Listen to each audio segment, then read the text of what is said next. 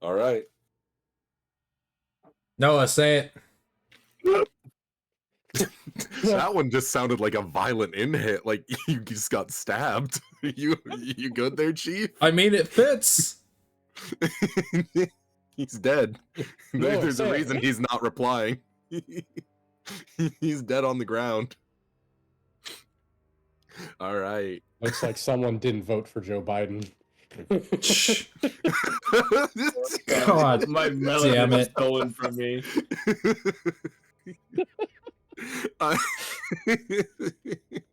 Fuck you. That was a good one. That was really good. All right. Let's get on into it. Game on.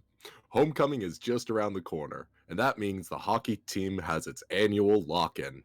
Every year since 1960, it's been a tradition to have the junior varsity team hold up in Mordstraat Junior-Senior High School.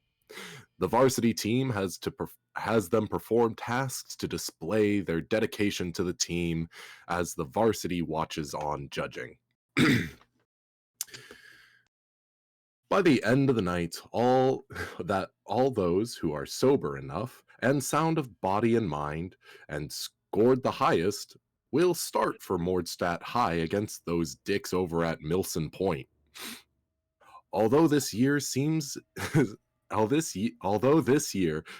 doesn't seem quite right. 1985, the induction ceremony goes off without a hitch, but a freak blizzard locks in all parties for real. There's no getting out of this there's no getting out of this, as something or someone nefarious lurks in these halls. Will the players escape their gruesome fate, or will they check out? So let's go around and introduce everybody's character. Chunky, will you go first? So, okay. Do you want like the full like little blurb of like what they're doing and stuff like that? Yeah, just a physical description of what they look like, their build and stuff like that. And yeah, that should be enough. Maybe a little blurb of what they are like as character-wise. Okay. Well, meandering out from the back corner of the library that nobody ever uses, yawning all the way, is a beanpole gentleman with what would normally be like hair that would end right about the nape of the neck, but because of the unholy amount of hair gel that is in it, is like slipped back almost like a helmet. And just did I say his hair color? I don't think so. Jet black. Oh no, he's Italian. I'm walking here. Yeah, jet black hair, slicked back, and just completely not at all paying attention to what is happening, as he's obviously just woken up from a nap in the back corner of the library. All right. How about you, Sean? What's your character? So, it's a game. There's concessions, and stuff like that. We see a little 4-foot tall kid, often confused for being younger than he is. He's in the 8th grade. And he's walking up to the hot dog stand, and he looks up and he's like, "I would like to have one hot dog, please." I'll punch him in the mouth.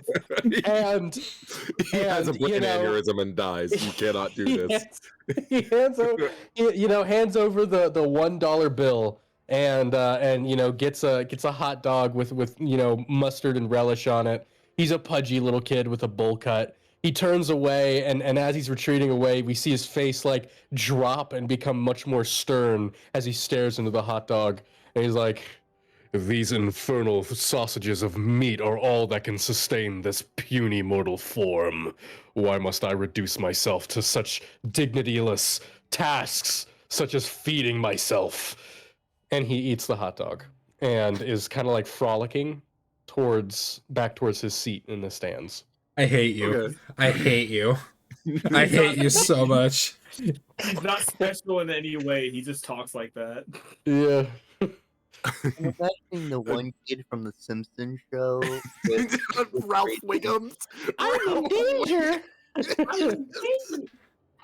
Why did you have to make a fucking Shinobu? So we can move on. Noah, God why don't damn you it. tell us a little bit about Jackson Diggs? He really is a Chunbyo. That's crazy. Okay. All right. So Jackson Diggs, out from like behind the stands, where the not behind the stands, like from the bench.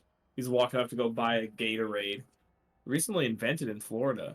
From the stands, he walks over from the seniors bench, like the varsity bench, and it's just this, like 6 foot, pretty built guy, with a high top cut, kind of like old Will Smith, and like not 80s Will Smith haircut, like the top cut, the high top cut. Yeah. And he's kind of pretty built. He's a right wing for the varsity team, and he just looks annoyed and like he doesn't want to be here, just mumbling to himself about, "I did this last year. I don't want to be here for it again." As he just walks over to the concession booth to buy a Gatorade. So Jackson is a sophomore. Huh? Wait, what? Sorry, I got distracted. Jackson Diggs, your character, he's a sophomore, right? No, he just joined he's a senior, but he didn't join. He just joined. Yeah, he joined the team his junior year because he was playing one day and they saw him. They're like, he's actually pretty good, and they signed him up and encouraged by his parents for scholarships. You know how it is. Gotcha. Okay. What about you, Adam? Tell us a little bit about Raven Lee. bit on the shorter side, only about 5'1", but built stocky. Looks like he's had his nose broken one too many times, probably getting into a fight here and there. But other than that, seems like a pleasant fellow. Has a smile on his face, dark hair. Uh, yeah. We found the Alright. murderer. Found him. Pulls out the voice changer. What's your favorite horror movie?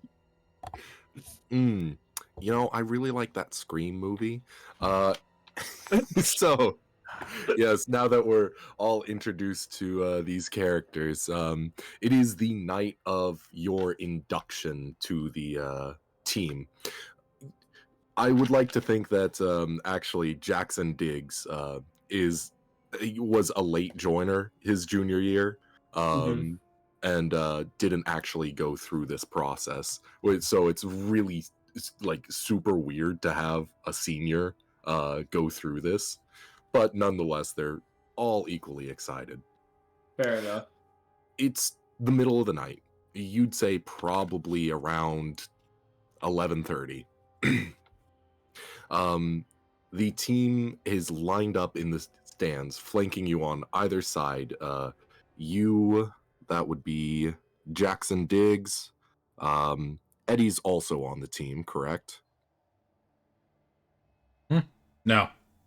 No, Eddie's Nope. not on the team? Nope. Okay. In that case, Jackson and Raven are one of the I think it was the one of the 6 inductees into the team this year. And you see this absolute massive dude, blonde hair, really tan for some reason. He says it's because he went down to Florida to stay with family over winter break, but we all know that he just went and got a spray tan. Jonathan Cook, or better known as Sea Dog, is the team captain. He skates out to the middle of the court where you two, Jonathan and Jackson and Raven, have been stripped down to your underwear. And he says, "All right, tweakers, you guys ready for the induction ceremony?" Let's just get this over with. No talking. As the co-captain comes up behind and slaps you on the wrist. Thank God. Okay. All right. So, let's go through this. The first thing. Please go ahead and stay where you are. He pulls out this old leather-bound book that clearly only has been written in 2 pages and the rest are completely blank. Stay where Fair. you are. Stay where you are. You are going to stand here and show your dedication for the team for 1 whole hour. If need be, you can liquor up so you can stay nice and warm. He goes ahead and hands each of you an entire liter of whiskey each. Oh damn. And it's like an entire fifth, like a Yeah. based. If you're not if you're sober by the end of the night, you're doing it wrong. That's the idea. Jokes Right. on them. Jackson doesn't drink. He's just gonna stand there being cold. I was thinking my character Yeah. was going to be stubborn too. I'd like to think that Raven is putting on a tough face because his brother is watching him. Yep. Brother probably said something about how they didn't drink any liquor, so my character's probably not going to try. Yeah, I didn't need any liquor, little bro. I just stood in it. I just made it through it. It's like, okay. Okay. Cool. You Yeah. didn't break the So law. Awesome. Good for you. the fluorescent lights buzz above you as you are standing there in the middle of the night. The only real other illumination comes from outside these large windows. You two, can I have you each roll bodies? I need you to exceed. I'm not going to say that this is easy, but it's not also the hardest thing in the world. Let's shoot for, we'll say let's shoot for a 5. Exceed or like go under? Meet it or under. Sorry. Okay. I should explain.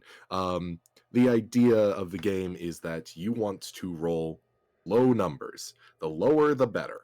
So if you meet the target or hit below the target, you succeed. Okay. Do you want our stats, by the way? Like what dice we picked for everything? I'm sure it's fine as long as you're all keeping track of how many Okay. wounds and how much sanity you have, along with all will. Okay. Okay. The one time well, I don't want that. The one time I don't want that. go Look. off. Go off. Look, not genetically made for the cold, okay? Yeah. This isn't gonna do much for you. This whole situation isn't gonna do much for you if you aren't going to try and temper yourself with a little bit of alcohol. Otherwise, you need to tap out. It is getting it's getting way too cold for you. Any further staying on the court, you're only about like 15 minutes in. If you stay on the court any further, you will be taking a wound.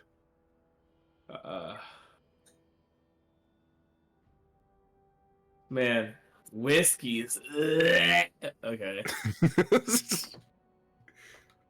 Power on your morals. The idea of drinking right now, this sounds fucking awful.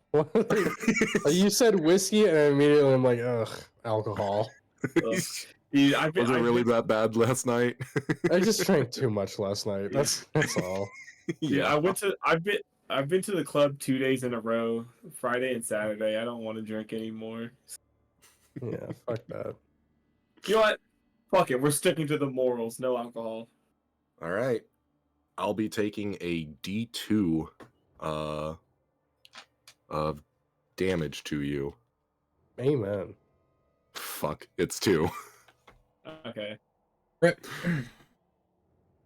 All right.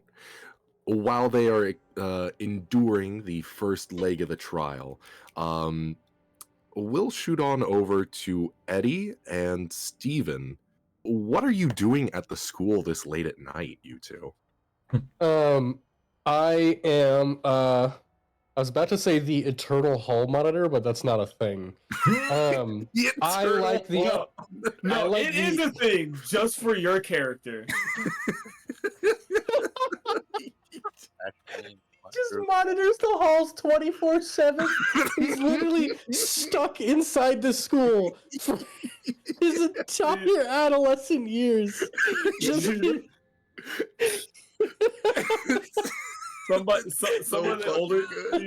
Some of the older kids from like student council assigned you the position like as a joke, and you took it way too seriously.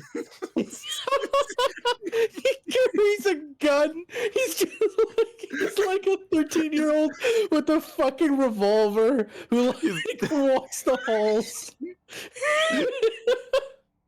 He's got Your like a dad's the- taser and shit. Your dad's the security officer and doesn't get paid enough, so he just keeps you around. Child labor. Here's a son. You're old enough. Here's a gun. In the 80s? Go and defend my honor. And Steven's like, this is my duty. And okay, Dad. Now all I can think is that the whole family talks like that. It's like, yeah, this is a blood duty. he's probably there for like audio video class, and it's like, oh yeah, we're taking pictures of the game and blah blah blah and stuff like that. I hope you know that the game isn't till tomorrow evening. Yeah, he's also a part of the setup team. Like, Steven doesn't know that. He Okay, doesn't know yeah. that. Yeah, something like that. I like Steven's goals are beyond mortal comprehension. He could be there for any number of reasons if you think about it. Okay. But what about Eddie? This, as you said, like a beanpole of a man. He was skipping school earlier in the day, like skipping class earlier in the day. And the library is like seldom used on a good day, let alone some of the like farther back corners where they shove like some of the lesser known science books. So he has just a little nest back there that he goes and hangs out in, and he fell asleep there. He built a fortress of books. Well, it's just like, so you know how in some libraries there's a bookshelf on one wall, and then there's a gap before you hit the next bookshelf that's on the other wall in a corner. Mm-hmm. He's got like a backpack and all that kind of stuff shoved in that cubby because literally nobody ever goes back there. So he just has a backpack of like, you know, candy and magazines and stuff like that he'll just go back there and wait until class ends before him to leave, and he just passed out. Knowledge is my only friend.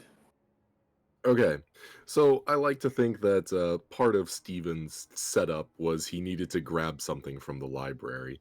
As Mhm. as you two bump into each other, Probably what quite what all literally. happens? Like So, probably quite literally. Steven's, prowling around, and then like I like to think he bumps into your fort, and it collapses, on top of you, on top of Eddie, and so it's like just like all of a sudden, all the books and shit just like fall, and that's when you wake up. Um, I feel like at that point, like a fucking vampire out of a coffin, just straight backed. He rises up, and it's just like, dude, what the fuck? an intruder! An intruder! Oh my god! What are you doing in the library? Fell asleep. Oh, that's not good. You shouldn't be here this late. What? Why? Um, Well, if um, if you shouldn't be here, if I shouldn't be here this late, then why are you here? because I am AV AV Club. I feel That's like the reason. I feel like Eddie's just sitting there, just like, what? Just Roll that a look of deception check. complete dumbfounded on his face. Roll a The deception AV check. You're not Yeah, lying, the- but it sounds it's- like you are. It's the AV Club. I work for. I am in the AV Club, and we're doing setup for tomorrow's game. Wouldn't you do that during the class tomorrow?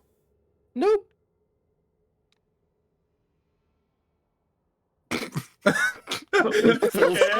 They're just staring at each other. No, that's literally what happens because Eddie's just sitting there trying to process the bullshit that he's hearing. Hey, Sean. Hey, Yeah? Sean, can we get like an internal monologue of like Steven turns, looks behind him, starts monologuing in his in the voice. He's that's what I was thinking. It's like he like turns away, and in his head he's like, "This foolish mortal must not know my true intentions, my true desires. Yes, I am in the AV Club, but my desires and motives transcend any simple audio-video club." And then he turns back. He's like, "Yep, AV. Tomorrow is the game, and so I've got to be here tonight. Just me, not the rest of the AV Club." You poor bastard. He actually like says that as he put. Clear. Yeah, no, he abundantly clear that this kid is obviously getting says bullied. that as he's like pushing all the books off of him, and he just stands up. And I imagine like fucking Eddie's just towering over you. Oh yeah, he's like 4 foot. He's like literally like tiny. He is a 4 child. foot and 150 pounds. Like, So it's like the he's in the Colossus junior high rising portion of the up school. above you. And he's just like, oh. Now I see why. Yep, the AV Club, gotta love it. I'm also the hall monitor, and so I gotta make sure that if you're not meant to be in the halls, that you're not in the halls. How many times has Steven Spinkle got his ass kicked this week? Oh. These fools cannot lay a finger on my perfect form. Eddie just kind of reaches over and pats him on the head. You poor thing. In his head, he's like, "This foolish mortal could never understand the type of being, the perfection he's standing in front of." And then on the surface, he's just kind of like, I don't know what you mean. I'm just, I work in the audiovisual. I'm going to go back to the auditorium, to the gym now, to finish setting up. Here's what I needed. Here's what I came in here for. And he reaches over and grabs a book on ducks, and waterfowl. And like, yep, this is it. Can you roll me roll me mind, just more for luck. We'll call this like a 50-50 if it's a 12, if 12 is your worst, It's I have a 1d10 for my mind. Yeah, I was gonna say 6, so 8. okay. Just blindly reaches over. Geese. Chief, you notice, Eddie, you notice he grabs more than one book, but he is correct. The one on top is about waterfowl. This is exactly what I needed. this is too much. I think Eddie is literally like, you can tell the gears are turning and there's answers popping out, but the answers don't make sense to anything that's going on here. Like, one of the main things kind of running through Eddie's head is like, this dude is 12. Why is he here? I only exist because God abandoned this world long ago. I'm going to pick up books on waterfowl and various other ducks and geese. Okay, little buddy, go on. Go. Shoo. Thanks! As you're, sending off your goodbyes, each of you here running down the hall, as you hear who you think you guys would be at least a little familiar with the hockey team. It's like, since their football team is like awful, everybody just like full sense hockey is our thing. We support our hockey players because they're the best thing this school has going for us. So you think you hear Toby Burns. He's one of the juniors on the varsity team. As he shouts out, "Hey, Libby, you gotta wait up for me." Another set of footsteps go down the hall, and out of it's not out of sight, but what's the Out of range. earshot? Yeah, the steps go out from earshot. Now, this is concerning to the two of you, considering that it's weird enough that you two are alone in the school, and it was wild meeting another person this late at night. But hearing that there's other people in the school this late at night really throws that into question. He let me clear my throat. Jesus fuck. Yeah. Oh, there are other people. They're in the halls when they shouldn't be. I must destroy them. We should probably go and check that out and see what's going on, you know? I think Eddie's just like, all right, Mr. Hallmonder, go get him. No, you should totally come with me because you're older. This stupid fool doesn't know I'm using him for bait for whatever supernatural creatures might be out there stalking my massive presence. I love that he automatically assumes that there's a supernatural creature out there after hearing two high schoolers. It's unknown if, like, Steven is, like, an actual, like, supernatural being or just schizophrenic and, like, Yes. just has, like, some sort of, like, yeah. Maybe both. Maybe he's a schizophrenic supernatural being. I don't know. But, he says, yeah, you should come with me and help because I'm scared.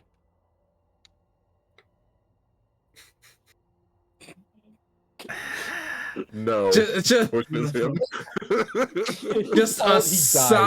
a sigh of pure anguish comes out of his mouth.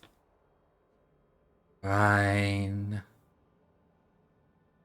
Ugh. Let's go. You're in front. Okay. And yeah, he goes out to investigate the voices. The voice. Which one? The ones in your head or the ones outside? Yes. The ones that pervade my very existence. God damn it. As you exit the library, the fluorescent lights above hum their consistent tone. Down the hall, it seems that it's mostly just the auxiliary lights on, as a lot of the hall has been darkened. Outside, you can see that the wind is starting to pick up and snow is starting to fall a lot more voraciously. The big lumps of snow come out of your periphery as you pass the windows. And you each investigate the voices, right? Yeah. Mhm. We'll come back to that. No, that's it. Game's over. Go home, everybody. By this time, a full hour has elapsed since each of you has been standing out on the court. I say the court, it's the rink. Goodness. There you go. As each of you stand out on the rink, the coach, Sea Dog, comes back out and, all right. He points at a couple of the guys who are still outside in the stands. One of them seems to be swooning over his girlfriend, while the other, he points out in total about 12 people. And he goes, all right, boys, go ahead and gear up. What are you waiting for? Get on. Like, motions to get the fuck out to the locker room. out of your ass Get your thumbs out of your ass. and into my mouth. All right, so I guess we go.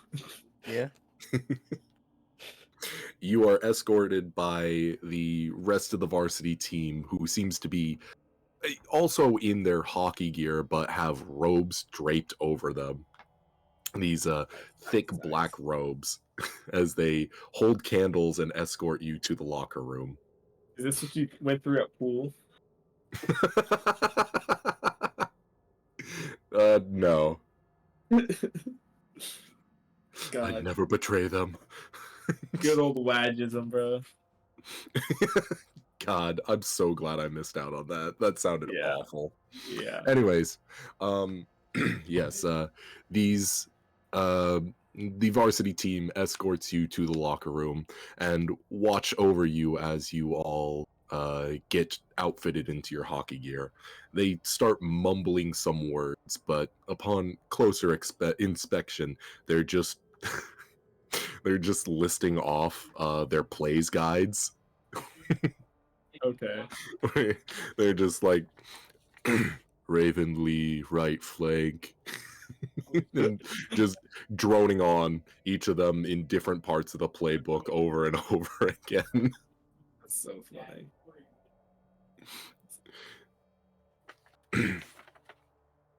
Once you all are outfitted into your gear, we see the last of the varsity head out as you are leading the party.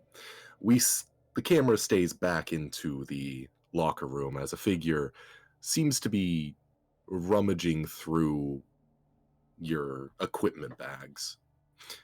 We can't quite see them. They're obscured by the blur, but the lights above begin to flicker, and one of the members of the hockey team comes back in for a second and flicks off the light. We see you back out into the rink where the varsity team, the 12 people that were pointed out by your captain, Sea Dog, are in their full equipment and are currently lying down out on the court with the robes removed.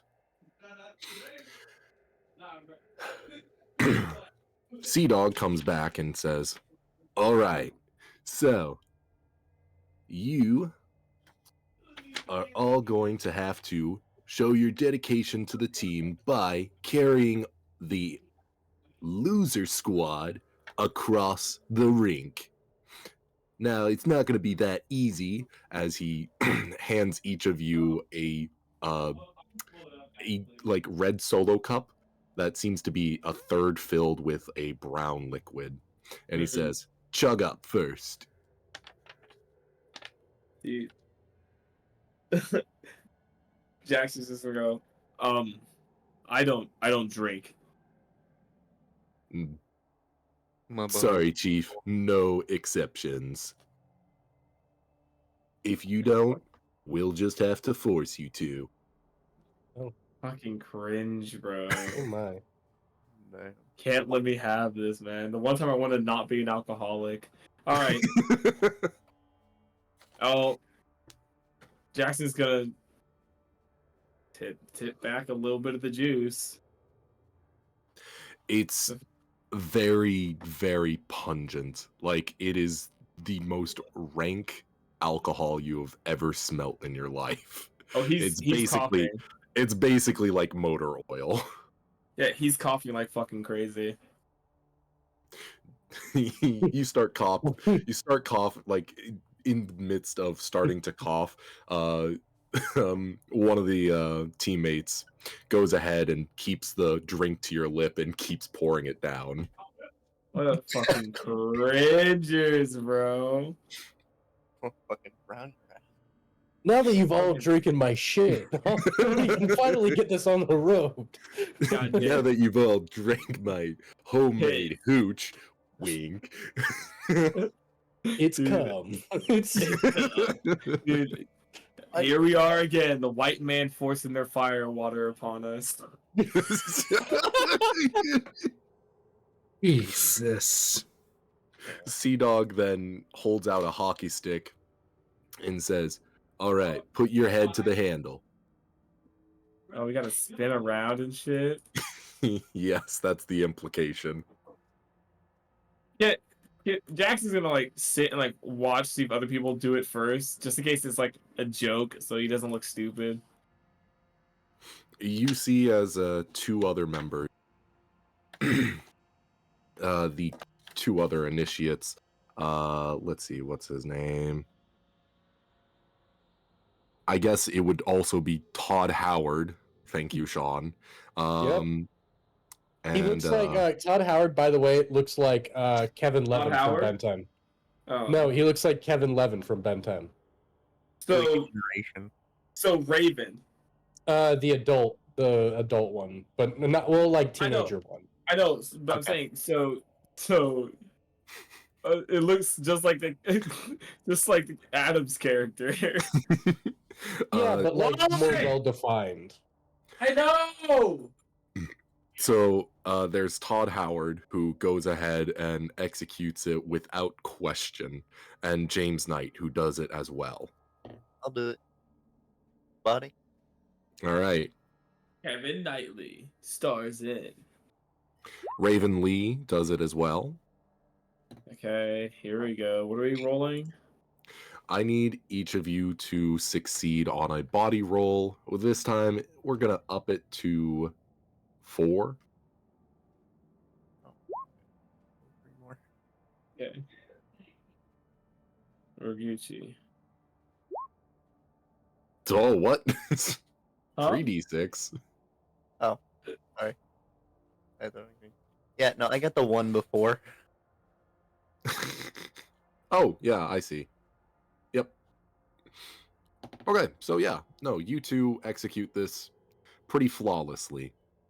Honestly, you see that the varsity team out in the crowds, some of them like to say the Am I least, doing that or is he?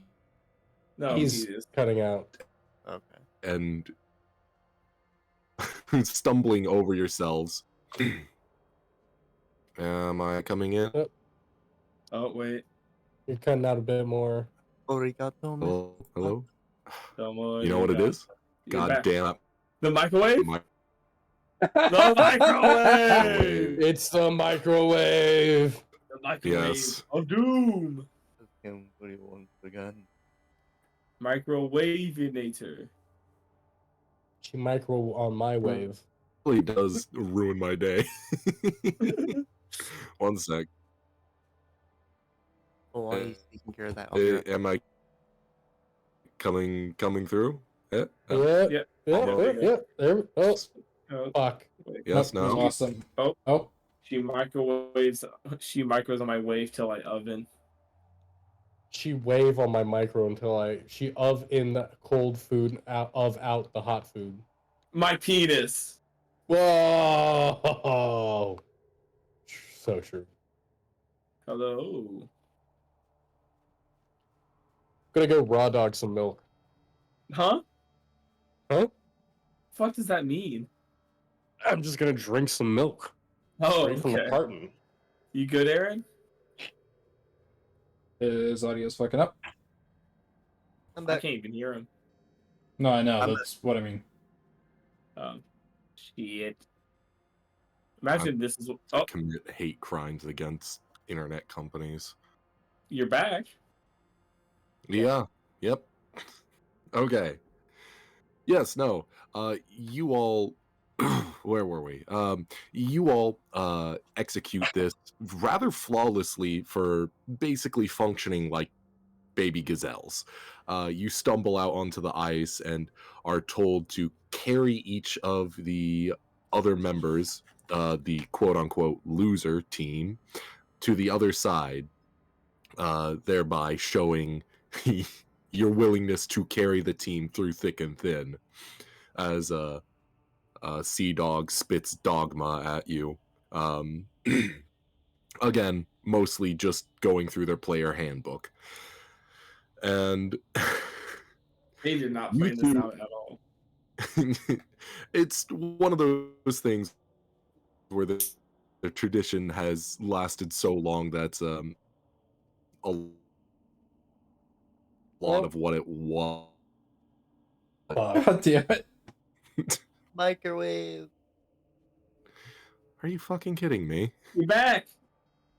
Okay. Like I said, it's one of those traditions that has lasted so long that it's been supplanted. Anything that had meaning has been supplanted by just straight up hazing. Yeah. So yeah, no, you all are you all carry each member across the rink without dropping them, letting them touch the ground in any way, shape, or form. One of them, you know him as Shits. That's his nickname. Is really, really trying to be the obstacle for all of you, intentionally trying to touch the ground and fighting you all the way across the rink. How did he get the name Shit. Shits? How do you think? How did he get the name Shits? How do you Yeah. think? He shit. Let me just say the ice wasn't always brown. It's brown. Why? It's still brown. That one game it was. I thought cum was supposed to be red, not white. As you two do so, you see the lights flicker more so than last time, and they start to flicker, you see out your only lights as the lights completely just go out. The moonlight that is filtered through not just a blizzard, but also these thick tinted windows are the only thing that's allows you to see. It takes a minute for your eyes to adjust, and you see Sea Dog. Jonathan, he turns to his co-captain and starts whispering, and after a few minutes, everybody has been moved over to the north side of the rink, where you had to carry them, and he brings over some candles and says, "It looks like the power's gone out, so we're gonna be using these to finish out the induction. Can I have each of you head to center court and take off your helmets?" Oh my god, dude. Bad feeling about this one. I've already taken 2 points of damage, man. I can't take any more. Just gets fucking Maybe even nuked run- in the middle of court.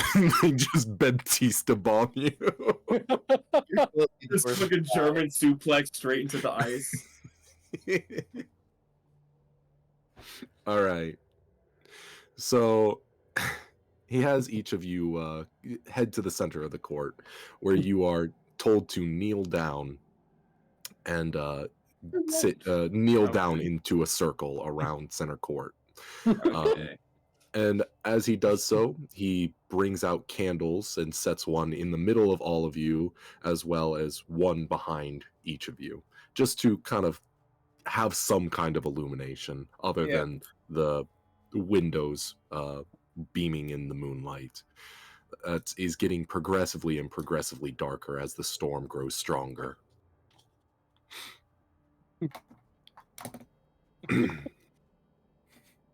All right, let's get hazed.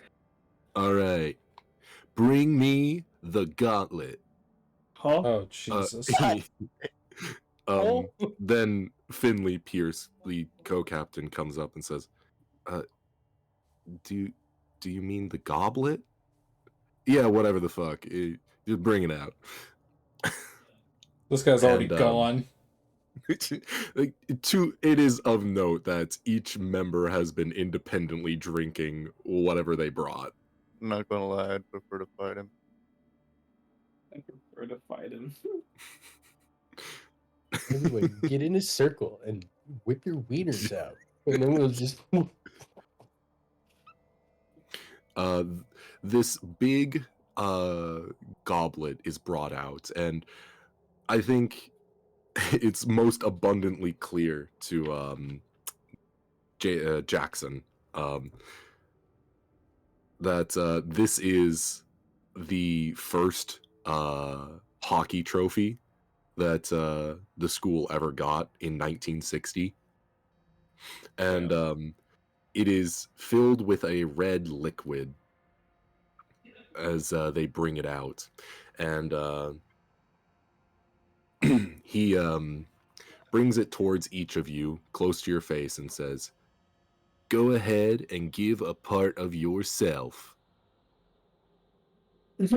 What? Huh? Okay. Does he come up to Jackson first? We'll say that he comes up to uh, Avery Riley. He's one of the other guys that you're going through the induction with. Avery Riley, son of old Billy Riley. Avery looks really confused for a second and like looks to you two and then looks to the third guy and like shrugs before he takes a big spit into the cup. A little of the red liquid spills out and then he moves on to the next person. Is punched in the back of the head. You idiot! What the fuck? Why'd you spit in it? We're gonna drink it. Why the fuck would you spit in it, you weirdo? Fucking idiot. Sorry, And sis, I it don't finally know. comes over to we'll say it comes over to Raven first. Everyone should spit in it. I think that'd be funny. No, Get enough spit in there and drown a hamster in it. It's a reference. If any of you get it, I hope you don't. I hope none of you do. It then comes over to you, Raven. Raven, or no, not Raven. It comes over to you. Fuck, not Eddie. You, Jackson. Wait, I thought Raven was going first. Yeah, he already did his thing, right? Did I mishear? No. Adam, you were... Sean Yeah. spoke up. yeah, I spit in Okay. it. You spit in it? Oh, okay. All right. Okay, He then yeah, brings it's it to over me. to Jackson. Jackson just kind of looks at all of them, just like rubs his forehead, shrugs, and just like closes one nostril and just shoots Oh, into the cup. nasty. All right. You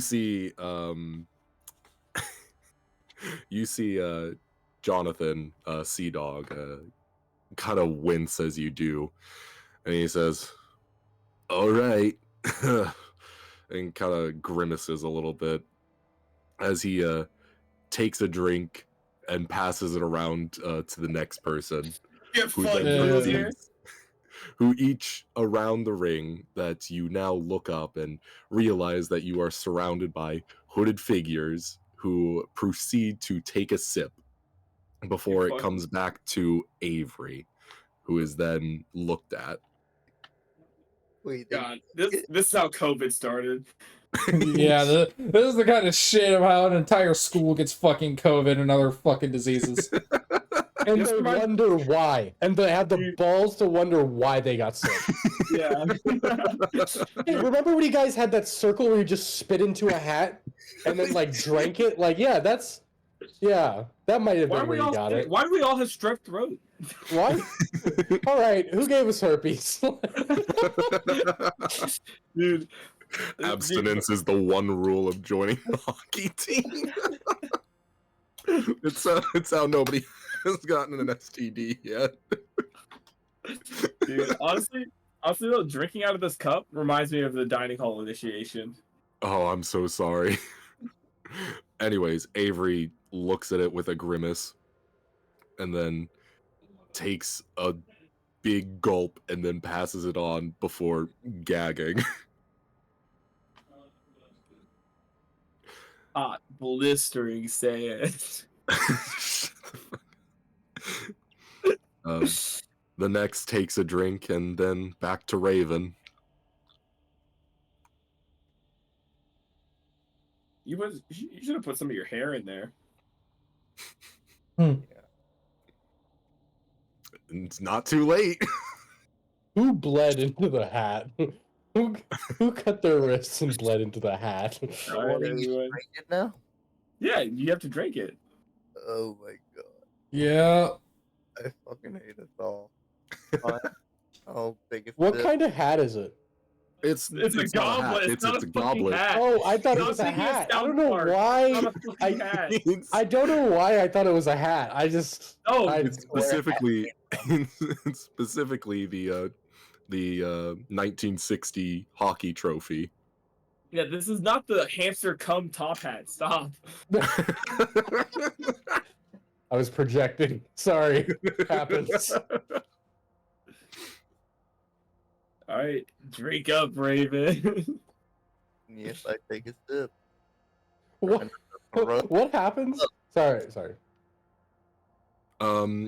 So we'll get to that in a second. Do you pass it over to Mr. Diggs? It's cold as Jackson? fuck. Yep. Jingle real, man. Jackson Damn it, Kiwi. should like establish dominance and chug it. No. That would establish some fucking dominance. Yeah, I've already lost 2 HP, bro. I'm good. Fuck it. That's what a way to die. What a way to die. Like Yeah, that's a horrible way to die. Full of other people's spit. Disgusting. it sounds like a great way to And die. some If you ask me. random ass jungle juice out of a cup that's probably lined with lead because it's from the fucking 60s. Hell no. Jackson's gonna like take a sip but cheek it. Try to cheek it. Okay, yeah. The liquid that each of you intake is incredibly sweet, not like overbearing. It's clear that this is a wine of some kind. It's fucking chloroform, man. Smells Probably. like strawberries. It it actually, for as disgusting as what you did, it actually tastes pretty good, which is maybe the most unsettling part about it. Yeah. Then the goblet is taken out of your hands by Sea Dog and poured into the center of the rink, putting out the center candle. I need each of you to make a sanity check. So roll body. And this is pretty disgusting. I'm gonna ask for a 4 on this. A sanity check, bro. Yep. So roll mind. And you're looking for a 4. I don't think it'd be too bad. I think the alcohol and the wine Oh, would have no. diluted the spit and snot enough. I'm not going to do well. Fuck. Oh my god, Oh yes! shit! This is a bull, bro. So Raven, you're only going to lose 1 sanity for this. I think it's because he grew up with this shithead. Oh, it's not as bad as it could have been. Yeah, no. You also lose 1 sanity.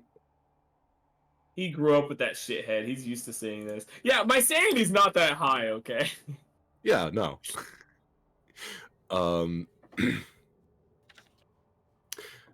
The Sea Dog then says, "All right, arise, new brothers." He looks around. "Well, give them a round of applause, our newest members." And the entire team starts clapping around you. I've been a member for half a year already. What the fuck is this, man? Unfortunately, you did not attend this last year. You joined just a bit too late. Rangers should have just done it again. Should have kept my fucking stats. It's about this time I want to go back to Steven and Eddie. That's perfect. We're also drinking spit out of cups, but for different reasons. No, I think what it is if Steven tries to do any of that shit, Eddie proceeds to grab him by the nape of the neck and throw him in the blizzard. Based. How do He you know pulls this out is it- my kink? He Blizzard play. pulls out a spit cup that he keeps on him at all times, and then he sees that look in Eddie's eyes, and he's like, better not.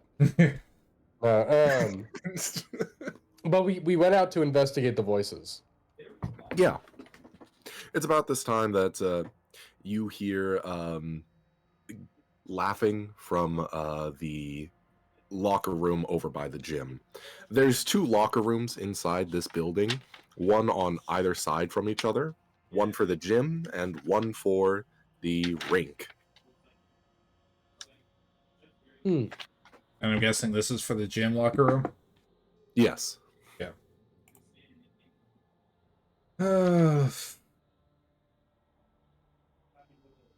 Well, go, Steven. Go. I mean, well, you gotta come with. Oh, I'm following. Okay. And then he's gonna go and he's gonna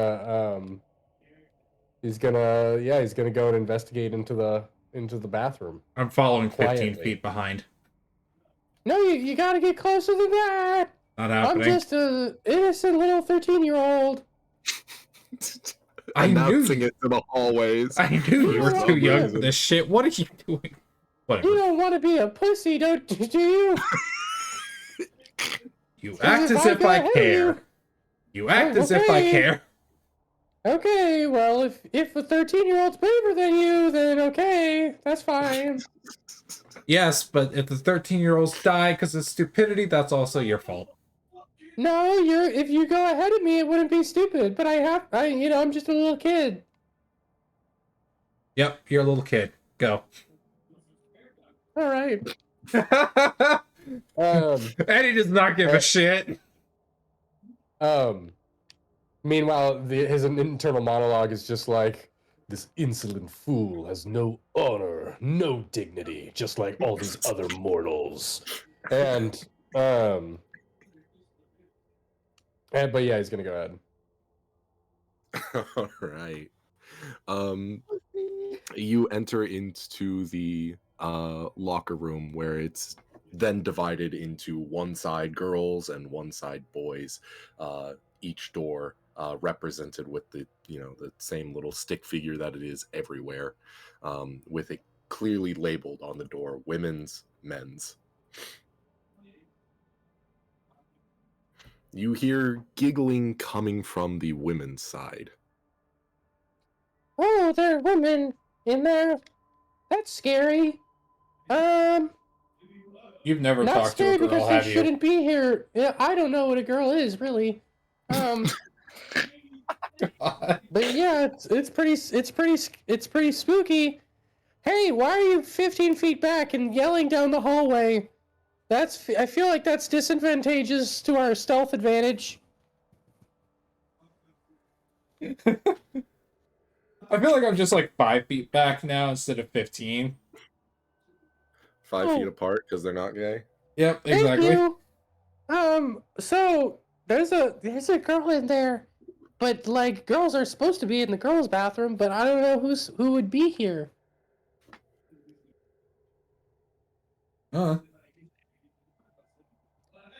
Should we check it out?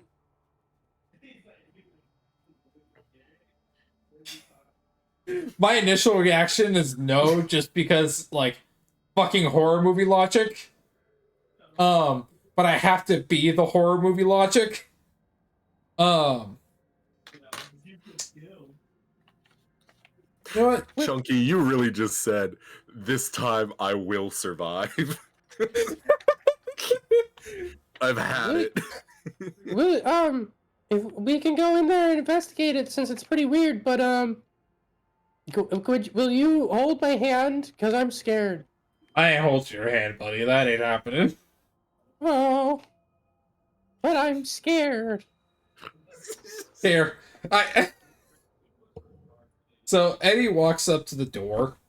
Like, okay, I have to ask: is it a door or is it just one of those like openings that just goes around like a U-bend?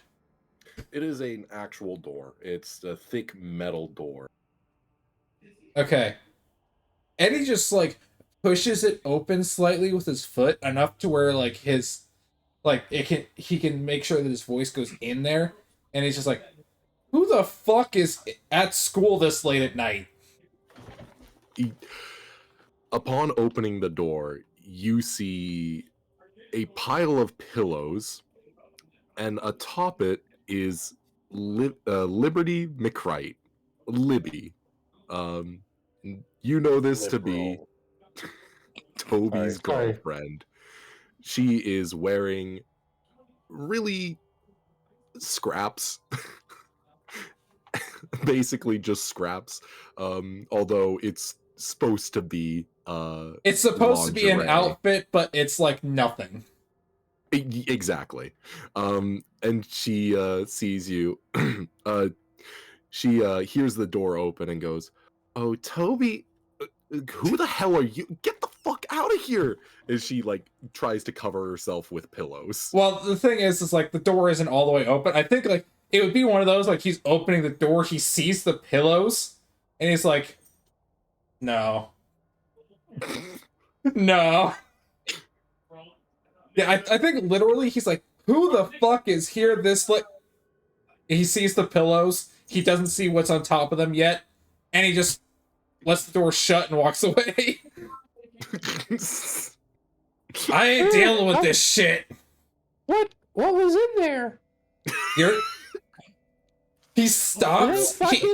Going in He stops. He turns to Steven. He's like, "You're too young to know what's happening in there." Were they having sex? They were about to be. Wow. That's crazy. What's crazy is the fact that you know what that word means. Yeah. He's probably had sex. It's the middle of January. He's probably had sex ed by now. Who? Steven Spinkle? Yeah. Yeah. That's a penis. I know I what a had, penis is. I had an actual Vagina? sex ed class. Vagina. I had Vagina.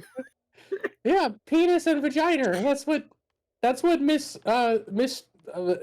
Greenson said. Miss Greenson. Miss Greenson. With you. Oh. You being like an eldritch being, you gotta have like the Vel'Koz line. So what is it? Mortal genders are easier to discertain from their screams or whatever, some shit like that. Whatever the fuck his line is. It's The pitch of the something along scream. those lines. As he says this, his internal monologue is saying like, "These ignorant lesser beings have concepts like sex and gender, and I adhere to none of them because I am above it." He's based. True. Yeah, the eldritch being inside Steven said trans rights. But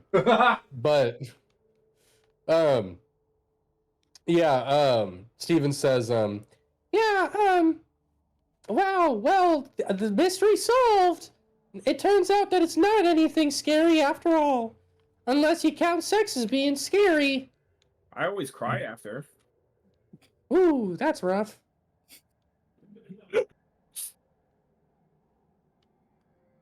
Well, let's go back to the gym. Wait, what did I miss? The rink. Going back to the rink. What did I miss while I was gone? I went to go piss, make a snack, and get my charger. There was sex in the bath, or someone about to have sex in the bathrooms. Yeah, those two. Yeah, the two that were running in the hall like fucking weirdos. Yeah. Yeah. Well, wait. There were two voices. Where's the Yeah. other one? That's how sex works. Wait, what? Three? Hold on, There's- wait. There was only one person in there. So where did the other person go? I missed too. I don't know. I missed too much. You're not even They in are- the scene. You missed an entire scene. Sorry, I had to deal with something. He just kind of looks over. Probably in the other locker room, getting ready, if I had to guess. Or Well, somewhere let's else. go check just to make sure, because you No. never know. Nope, not happening. Well, I'll check. Okay, good for you. Yeah, I figure we gotta, do our fair share. And you went into the girls' bathroom, so I'm gonna go to the boys' bathroom. Oh, so that's how He's you do it, gonna- huh? He's gonna poke his head into the boys. Did you just call me gay? Maybe. Is that what, did you just call me gay? Is that what you just did? Was that what that means? Perhaps. Because I'm not gay. I'm not gay. I mean, there's nothing wrong with it, but like me personally, I'm not really. It's not I am for not- me. I am Oh, not a in the 80s? homosexual. In the 80s, general society's idea is yes, there is something He's very like- wrong with it. Okay, Okay, but in on the, the sense surface- of Twitch, okay. On the surface, he's In the saying on the sense surface. of modern day, no, it's On the completely surface- fine. On the surface, he's saying like, "I'm not gay," and then it cuts, and he looks away, and he looks into the camera, and the deep voice comes back. He's like, Men, "I am men. gay." Men moaning. Men whimpering audios ASMR. Oh, Jesus. Fuck. But he's gonna poke his head. He's gonna poke his head into the boys' locker room and see if there's anything in there. Awesome. Can I have you roll me a sand check? I want a. Oh, Jesus. This one's pretty devastating. Did you I say want a 3. sand? Did you say a sand check? Sanity. Sanity. Sanity So, check, roll not a mine. sand check. Yeah, I know. I know what it is. I It know, just I know. We're having fun. 4. Damn, it's so close. Wait, isn't that the me to beat it, or was it 3? It was 3. Oh damn! All so right. close. Oof. Take 3 points of sand, my guy. Ow. Jesus. As you witness, as you poke your head, the dismembered form of a hockey player pinned up to the sky, floating on nothing. The arms are limp as they seem to be hanging in midair. His decapitated form is pouring out blood onto the tile. The sound of what you thought was a shower going on turns out to be the pouring of blood from this form. And as you open the door, it falls limp with a thud down to the ground. Huh? So this is what sex is like. He shuts the door, and kind of just blank faced, it's like just zero expression. It just kind of stands there for a moment, next to Eddie Slaughter.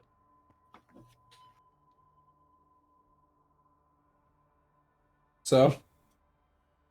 So, see Um, something you like in there, little man?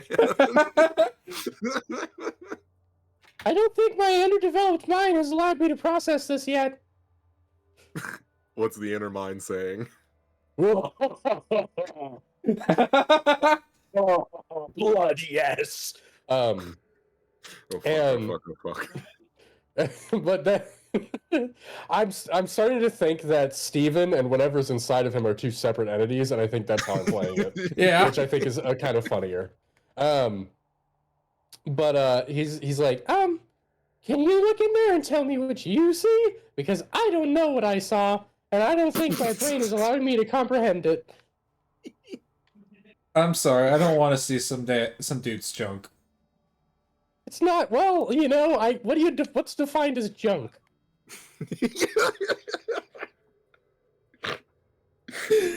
What's between your legs? Oh, well, you know, there's none of that. Why do I not believe you? Wait, what? Am I trying, do you really think I'm trying to bait you into seeing some cock? Is that what's going on here?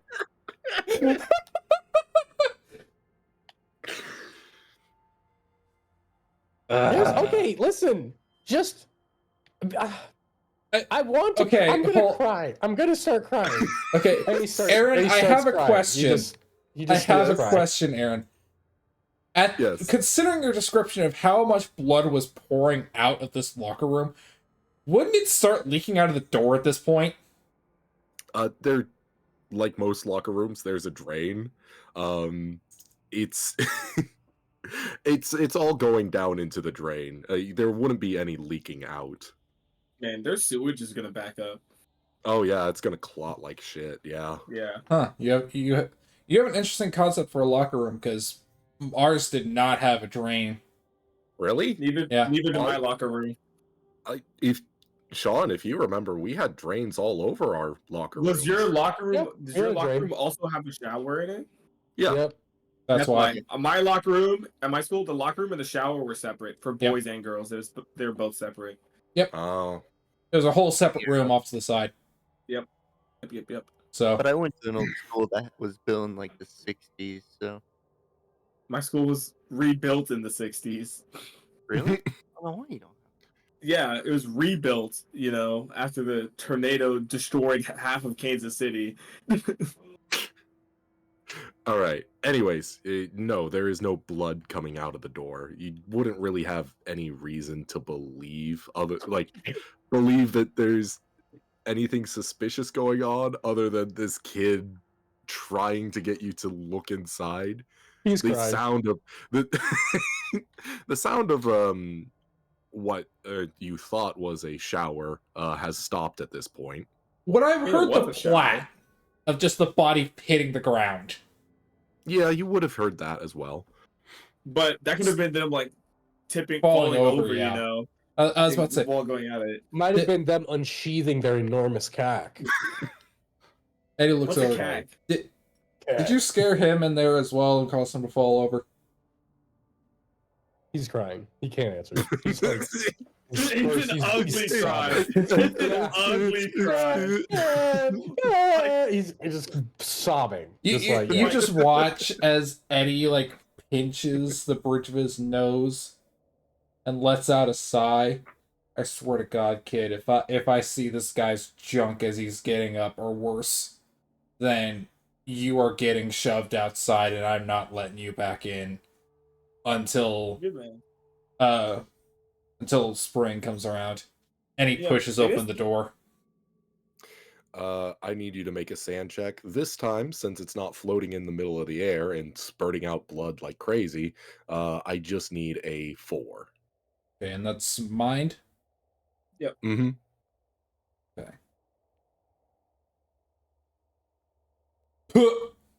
Oh, all right. Did anyone take a D6 in mind? Nope. Oh, that's not bad. Take Nope. 2 points of sanity damage. That's not bad. Almost half your sanity gone already.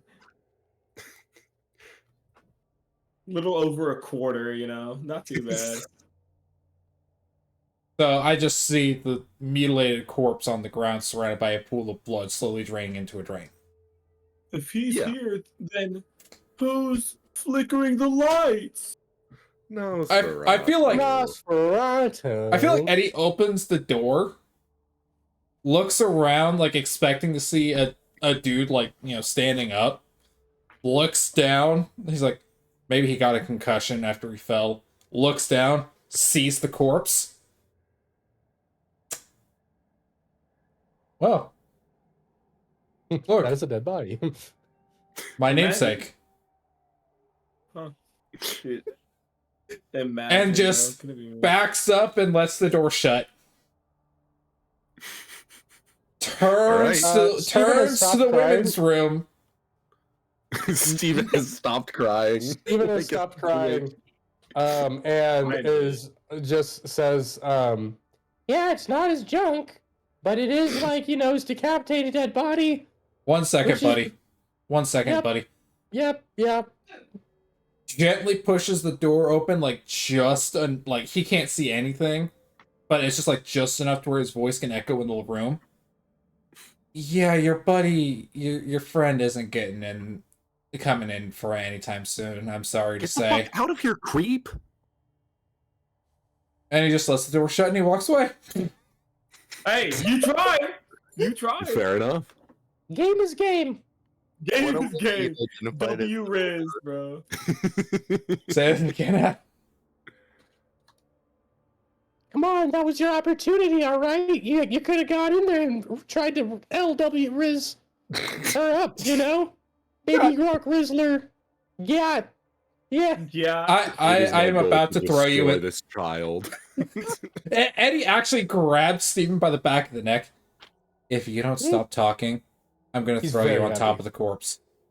He's very heavy. He's like 150 pounds. He's like a Oh fucking. my god. He's As a 4 seventh foot- grader? 150-pound 13-year-old. He's 4 foot tall and 150 pounds. Oh my god. Jesus Christ.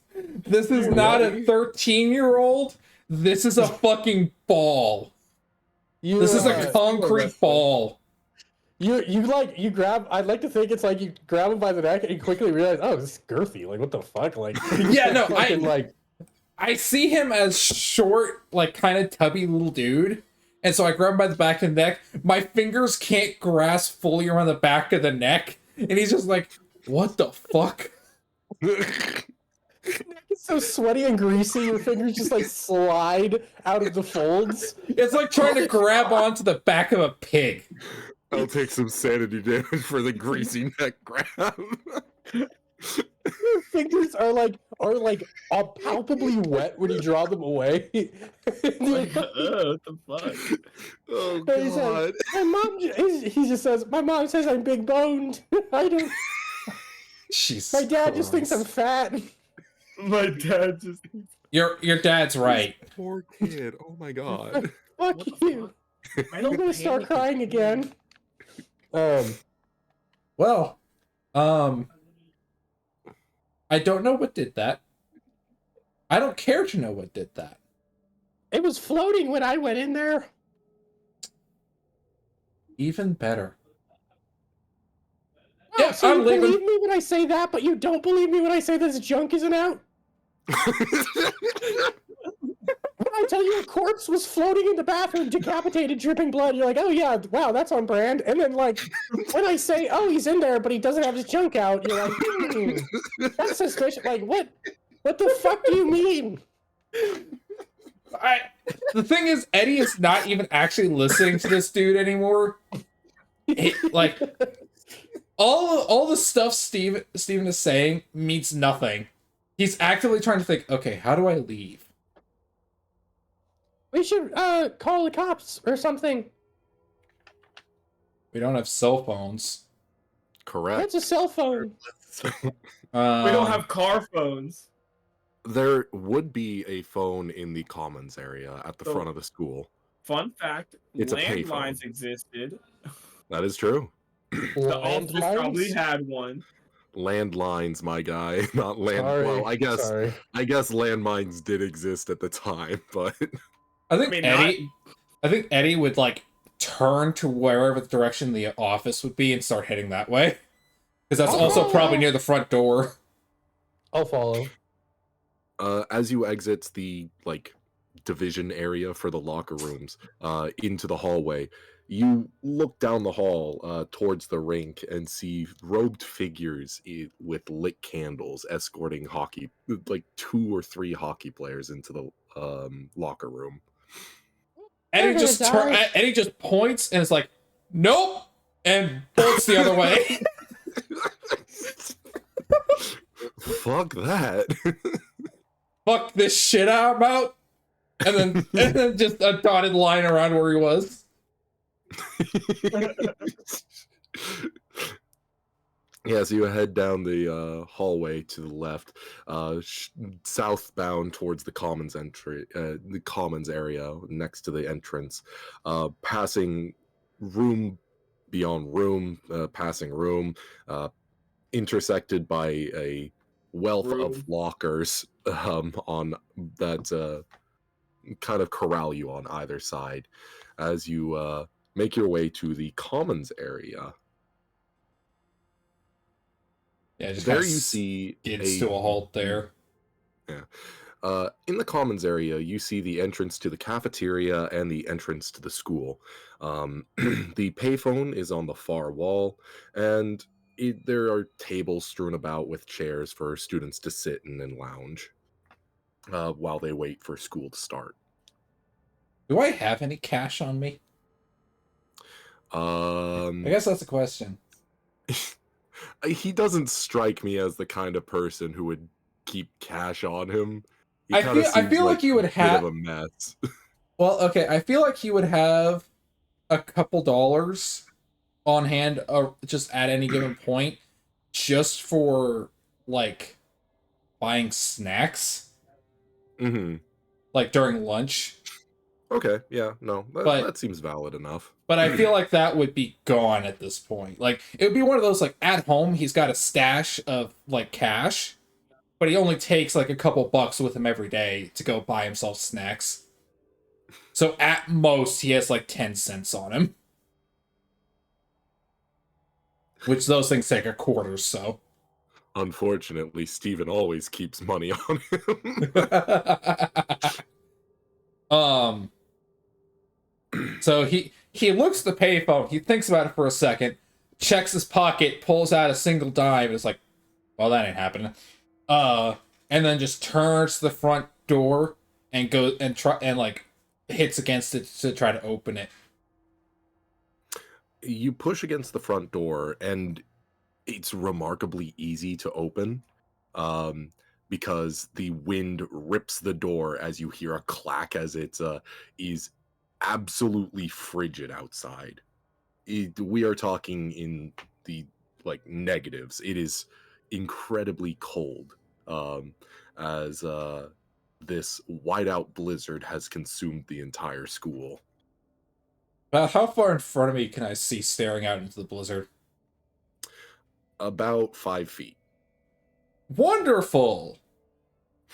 Yeah, and he's just like he goes to open the door expecting like the wind to be pushing against it, only to get ripped out of his hand, and he's just arm open like to hold on to the door, staring out into the blizzard as wind is gusting in, and he's just like, fuck. Joke's on them, Aaron. We've hiked in worse. You would know that the school is about 5 miles out of town. Why would the school be that far out of town? It's a country town. Yeah, like I guess you don't really have the frame of reference, but me and Sean know a school called Central Heights that is like almost 10 miles out of really any town. Yeah. So for Okay, me, you know Victor, right? yeah. Yeah, you know where Victor drove from to school every day, right? No, okay, that's the thing. I'm most of the time what I've seen is like the district is massive, but the school itself is generally at least like quasi near the bulk of the town. Mm-hmm. So like within a mile normally is what like it's on like Stockton is an example, right? The school was probably about half a mile away from like the like kind of where the edge of the most of the town would be, right? Mm-hmm. So basically it was within walking distance for anybody in town. That is Yeah, my frame of reference. You'll see this a lot with like country schools, where they'll be placed rather than in a town as much as they are centralized for people who are out in the country to actually come in. So this is a bumfuck nowhere school. Kind of, yeah. Like Okay. it has a lot of nice amenities because it basically gets everybody from the entire county, but it's Yeah. in the middle of nowhere. Okay. Yeah, we have that's it's like that for schools here in like Kansas City too. Like people who go to OP has a lot of country like houses that are about like 5 to 6 miles away from the high schools. Oh no, I know because Central High or not Central, Hillcrest High School here in Springfield, it pulls from a lot of like the outer edge of Springfield. Fair. But yeah, okay, so anyway, that little bit of stupidity in my head done with. So yeah, just door open, hand outstretched, realizing the fact that there's no shot in hell he's, going anywhere. Like that low visibility for that many miles is not doable. Yeah, you no. would genuinely die before you got anywhere Yep. close to town. Yep. What if like in Did Star you Wars? follow me? What? I figured we would. I figured that was the idea, right? Well, you didn't say anything. Like, I literally just said I bolted as soon as I saw the hockey team coming down. Yeah, I am everywhere. yeah, he Oh, just you appeared know- behind you. In Star Wars when like the alpaca fucking thing dies and Luke like crawls inside it, like maybe I could do that with you and like that might The Tauntaun. what? Who are you? It's- What are you doing here? Of course I know what it's called. Without any hesitation, he just turns and looks. It's more likely that I get inside of you at this point. I don't Ooh. know. I've got a lot of Buddy. light. Wait, hold up, pause. You're gonna get inside me? What? I feel like Oh, that's wow. where we. I feel like that's where we would cut. I'm 12. Come on now, you sicko. Yeah, I I think that's where we'll cut back to Raven and, well, I guess also Todd Howard technically. Raven and Jackson, who are currently now stood up and congratulated by each of their teammates as Sea Dog goes, "Welcome to the club, dudes. Now, it's looking like the weather outside is not so great, so we're gonna stick out the lock-in for the entire night then. So, feel free to wander about. I know that I know that Lexi over there brought some snacks for us. So yeah, if you want anything, just ask her. I'll be seeing you around," as he like shoots finger guns at you and walks backwards. I hate this guy. He watched the show with the fawns in it. That's all he wants to be. Peter Harris comes up behind you guys and says, "Hey, I know that's a bit rough. You guys doing all right? I usually bring tea for afterwards. Each of you, you guys don't look like you're doing too hot," as he offers you a thermos. Whoa. I'll gladly take it. You would, you each would know his nickname is Hairy Ass. God, they're That's so not- why did I creative. laugh? What? Harrison, Hairy Ass. Yeah, they're creative. You can tell. Yeah, they're. It's fucking high school. What do you expect? My high school didn't do that shit. Yeah, because nowadays we have a lot. We cut down a lot on hazing and bullying.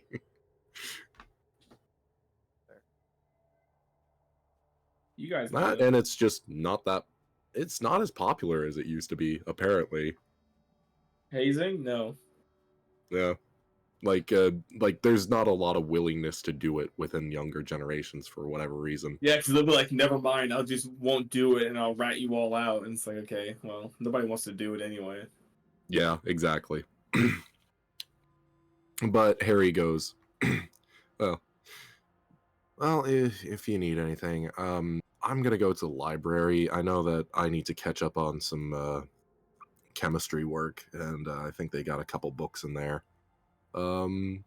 See you dudes around. Yeah.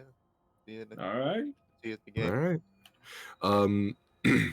A couple of, pretty much the entirety of the team starts to disperse around the school at this point, leaving you, the new initiates, to kind of sit in the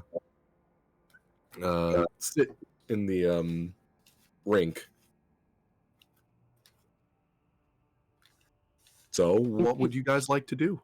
They're playing toes. They're playing like footsie, like in the rink. You know. I think Jackson. Fuck, I really said it like that. I think Jackson is gonna like just stand up and go, I'm gonna go piss, and start heading towards the bathroom. A bathroom, any bathroom, whichever one leads towards the plot. The closest bathroom would be the ones right outside the rink, right next to the locker rooms. Alternatively, you could go to a locker room. They also have toilets. No, I think Jackson just wants to get as far away from these pricks at the moment. Yeah. As he To goes- be fair, also, you are still in full hockey gear. Yeah, Like, you have all your equipment on. except for the helmet. Yeah, Mhm. hold up, I'll go with you. Yeah. And also got to go spit out this nasty ass drink he's been cheeking for like 5 minutes now. Oh, I plan on throwing up. Honestly, it's more disgusting to cheek it for like a long period of time than I'm just gonna be swallow it. honest, yeah. Like, I'm really, like- kind of in the same boat. Yeah. You guys obviously don't have the determination as much as I do, at least. To taste other men's spit. Yeah. Hey man. No, I do that for a different reason, but No, anyways, yeah, no, you head on out and go to the bathroom, right? Yep. Yeah. All right. The bathroom is really dark. There's no windows in the bathrooms, and the just like slick tile that they use is honestly kind of annoying to hear. The slap of your own feet because you had to take your skates off. But you slap your own feet as you enter into this cold, dark room. And I assume just use the restroom, right? Yeah. Yeah, make myself throw up. Bolivia. Bulimia is so 83. It's 85, bro. It's not even hip anymore. Come on. Yeah, we just Anyways, yeah. go to piss, I want the basically. liquor and that shit out of my system. You can get that shit out of his system. All right, yeah. Body's a temple. Liquor does not belong. Body's not a liquor. My body is my temple.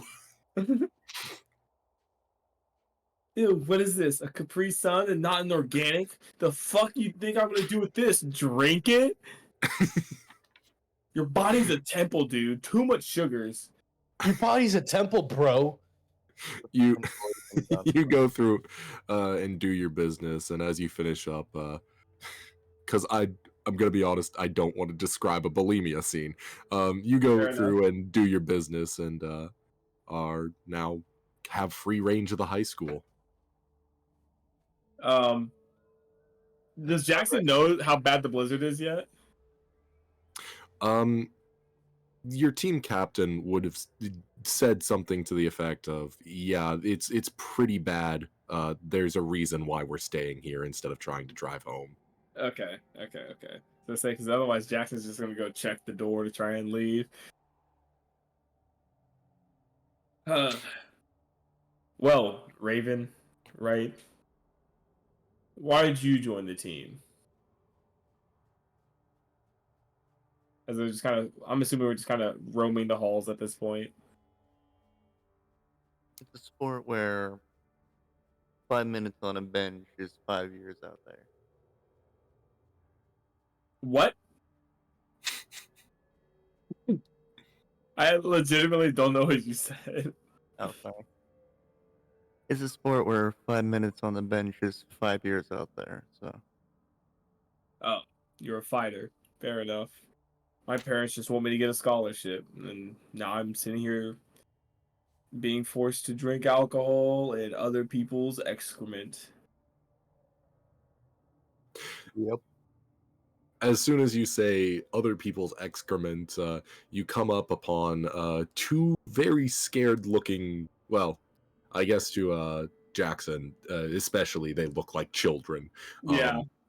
Nearly Huddling with an open door to the outside of the blizzard, and clearly they're not doing so hot as their sand my scores will. God, man! Yeah, no, just like a couple minutes earlier, you two heard clapping from down the halls, and these two come upon you. Saying Okay, I could Don't say that. better. Say it like that. Please I could have don't. worded it better. Yeah, and they're while talking about eating other people's excrement. It's a very awkward scene as you come up upon these two, to you, probably complete strangers. Like, I Yeah. doubt any of you have dealt with Steven's Oh, Spinkle. hey, we need your help. Man. why is God damn it.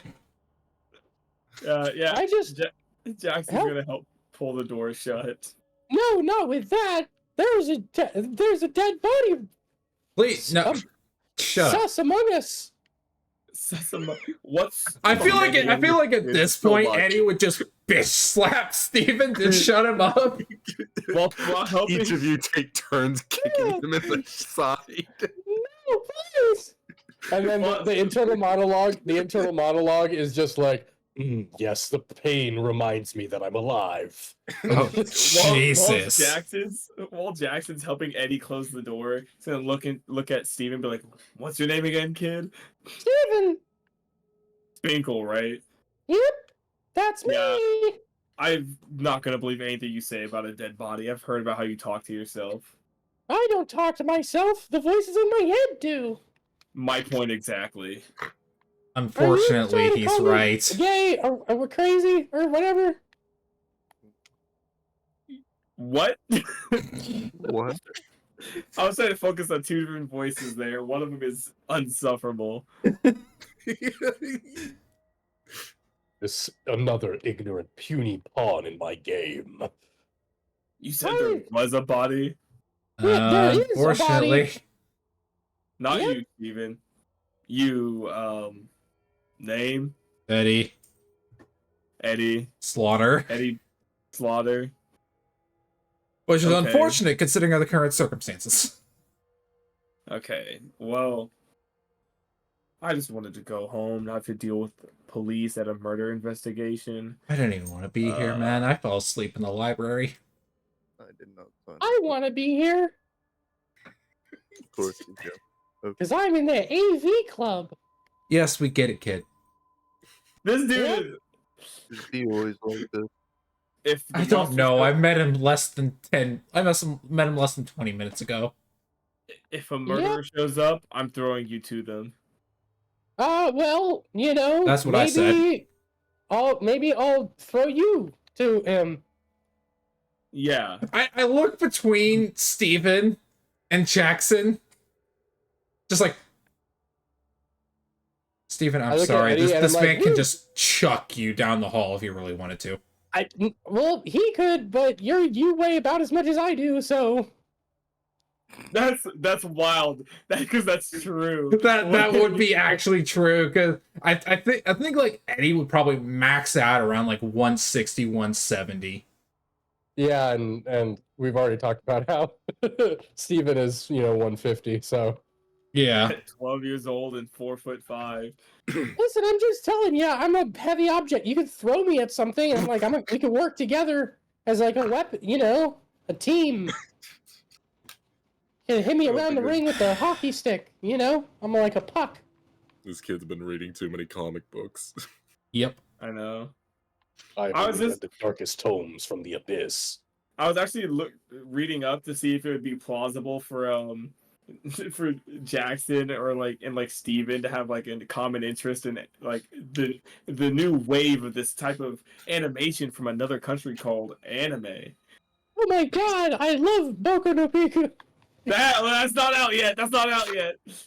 Canonically, and I like to think that canonically in this world it never will be. These for the love Little of do we know, God. Steven goes on to survive the encounter and actually be the inventor of Boku no Pico. Oh god. But yeah, anyway, Jackson's an avid Mobile Suit Gundam fan. I love Gundam. And Anyway. then, I mean, what? Moving on. There's a dead body. hate- We have quickly moved past that in favor of other things, which is a little disconcerting. About this time, from the other side of the common, So where- Caden Lee, your brother Raven, comes out and says, "Hey, have any of you seen the Lover Boys? Avery and Mark. They, who the fuck are you two?" Oh, I'm Steven. Eddie. Finkel, the one. I fell weird asleep kid in the everyone talks library. about. I shrug at him. We He found a dead shrugs body. back. You gotta stop bleeding with that kid. What? That's very important information. That's like kind of the most important information we have. I'm not going to Actually. be coy about it. Like, There's a I'm not gonna corpse. play coy about There's a dead body. there's a literal decapitated corpse in the bathroom. Like, what the fuck, Eddie? Like, Is this kid being for real? Raven? Unfortunately. I do not know. okay, I'm being gaslit right now. That's what's happening. You're actually fucking gaslighting me, Eddie. Like, there's a corpse. You go on to say, "Oh, don't lead with that," and then you like back me up on it. Like whenever, Hey, kid, look at Yeah. me. Look- Mhm. Yep, yeah, looking at He, you. like jingles keys in front of you. Well, no, I'm not looking at you. I'm looking at the keys. Hey, kid. Hey, where is this body? It's in the bathroom, in the boys' bathroom, over by the Locker room by the gym. Locker room by the gym. All right. Raven, you want me to take this, or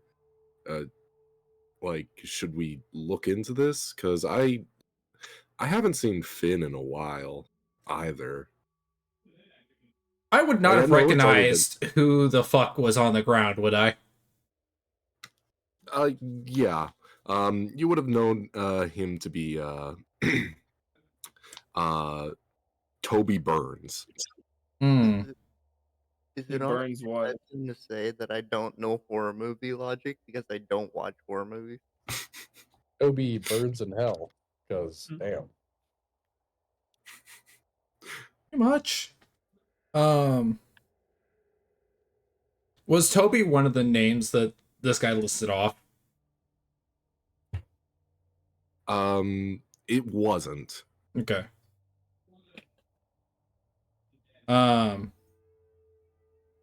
Go back to the group, get them to fortify their spots.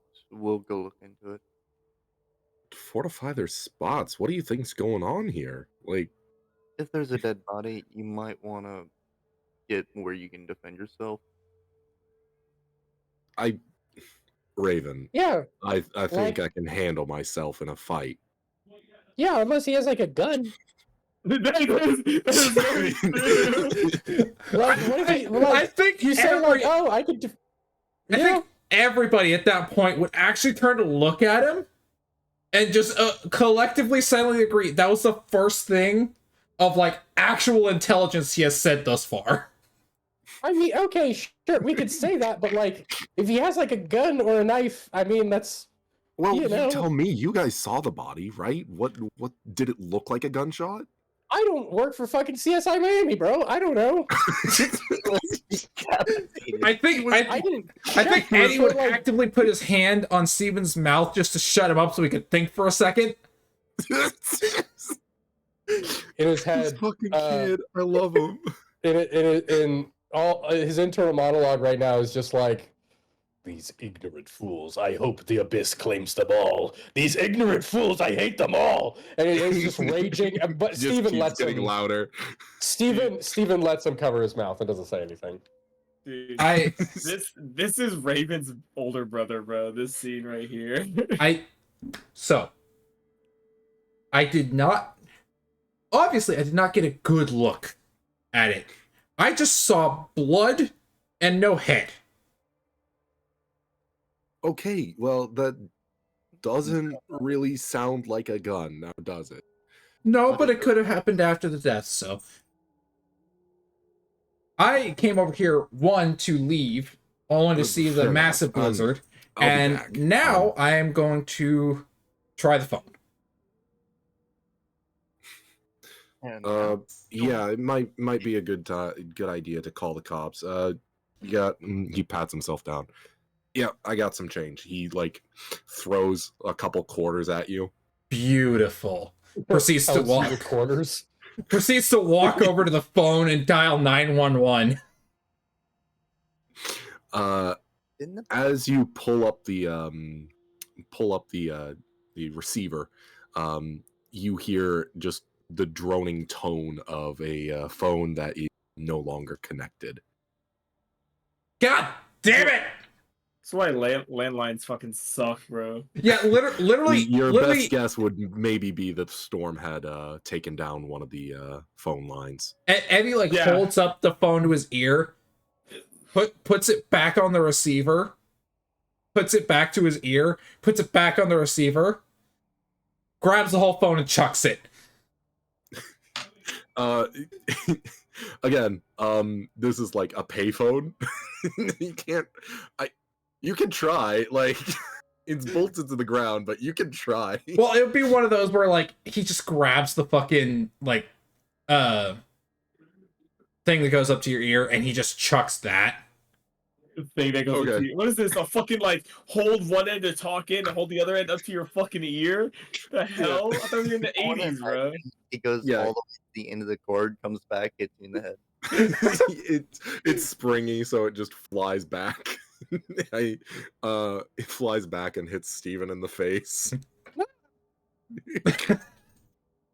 You sure? Lines are My dad already dead. hits me enough. I don't need that. This kid, oh my god. Bad news, lines are dead. I'm honestly not surprised. Because Well, everything else is going wrong I'm- today. Why not this too? I'm gonna die. Well, if there's a suspected murderer around, should we just gather everybody together so we can watch them, or I think we should split up. okay, No. little dude? Actually, Oh. hold on. Yes, you go check the AV club room. Gotcha. You specifically, Steven. Yep. Okay. My blood is on Bye, your Steven. hands. And he walks off. Okay, Steven leaves. Steven's gonna go check the AV room. Okay. And he just like What about the grabs his rest of you? face and it's like, oh, peace and quiet for 5 seconds. I like how neither one of you say anything about the girl in like lingerie in the bathroom. Well, to be fair, that one, Eddie did not actually see it because he's like, he just stopped at the pillows and he heard the girl's voice. That is as far as he knows. So he knows that there's someone in there. But after the body bit, To be fair, her being in there is kind of secondary right now. He warned her. She just didn't want to listen. I feel like I mean, after to be fair, after if you were half naked and a strange man walked in on you, like yeah. A a strange man walked in on you and said, "There's a body in the other room." You know. I think after a second of like the peace, Eddie's just like, "Oh right, there's some chick on a pile of pillows in the women's room as well." oh, you mean Libby? Maybe, I don't know. I didn't see her. We Okay, I well, just heard me and kid came out of the library and we He's sent heard to die. we heard two voices running down that direction. Went to check to see what the fuck was going on because I didn't even want to be here. He's here because he's the eternal hall monitor or some shit like that. That kid's bullied to shit. And we went to just check to see why other people were here. Checked in the women's room because we could hear movement in there.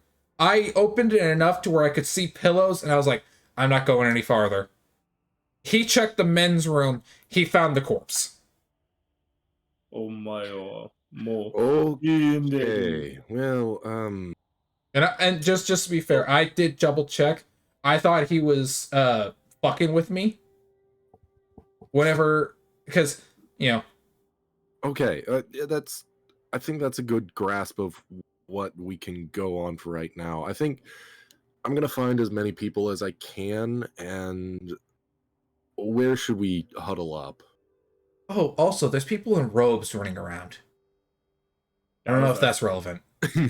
Really,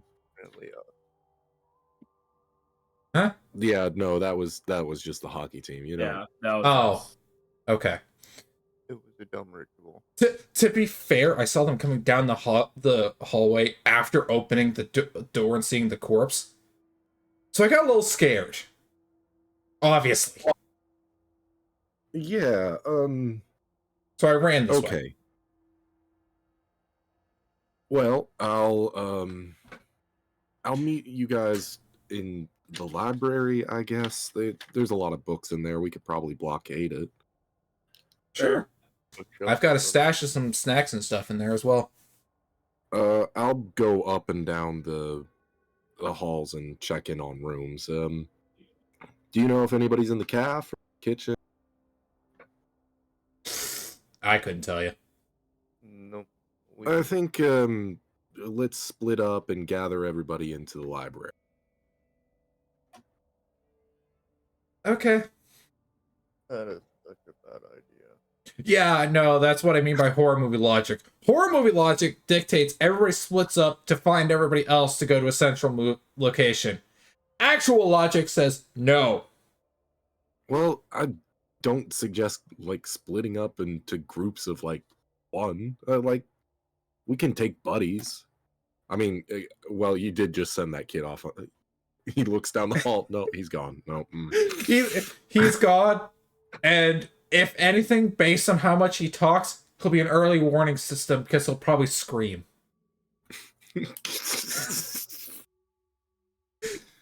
And he's kind of a loser. I believe he knows where to hide.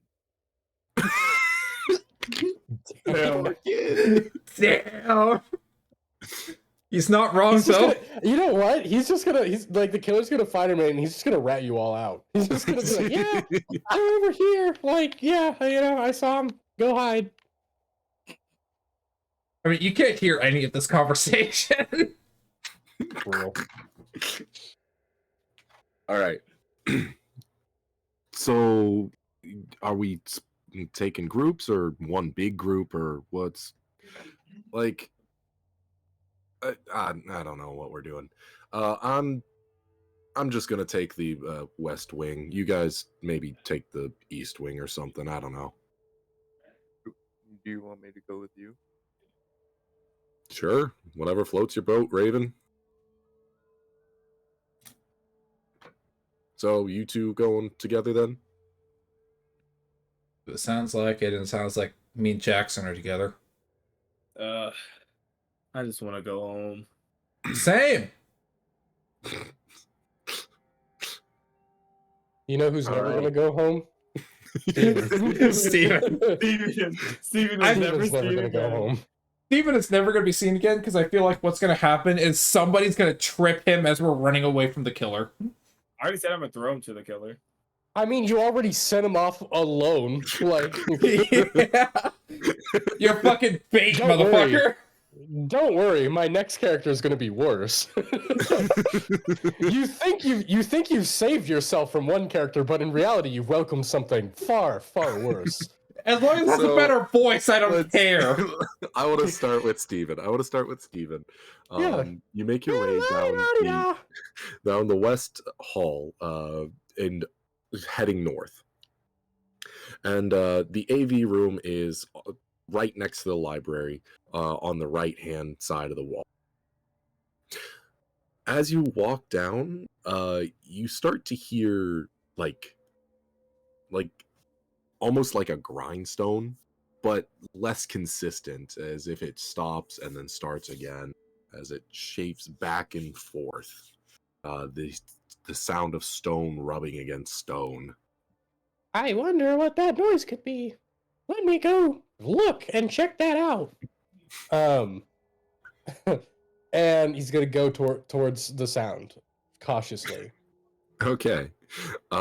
It seems to be at the end of the hall, coming from the locker room that the dead body was in. Of course. Oh! I wonder. Well, I'm- though that set of locker rooms, it's out by Oh, the gym, and I it wonder what occurs that to could you be. that it needs to be that it must be super loud if you can hear it from all the way down here. Ooh, that sounds weird. I'm gonna go check that out. And he's gonna go towards it. Okay, yeah. It brings you back to the locker rooms. One where this sound has become increasingly more deafening. The sound seems to be emanating from the women's room. Oh, sex? Question mark? He's gonna peek inside. This is what sex sounds like, apparently. I mean, I've heard about grinding, but I didn't know it was gonna like a literal like thing. Oh, Jesus. Yeah, he's gonna check on him. You open the women's locker room to find the mountain of pillows absolutely torn apart and like sprawled out into an explosion of feathers. And in the middle of it, can I have you make me a will save? Oh, Now, hey, if I'm you'll actually good at remember, those. you're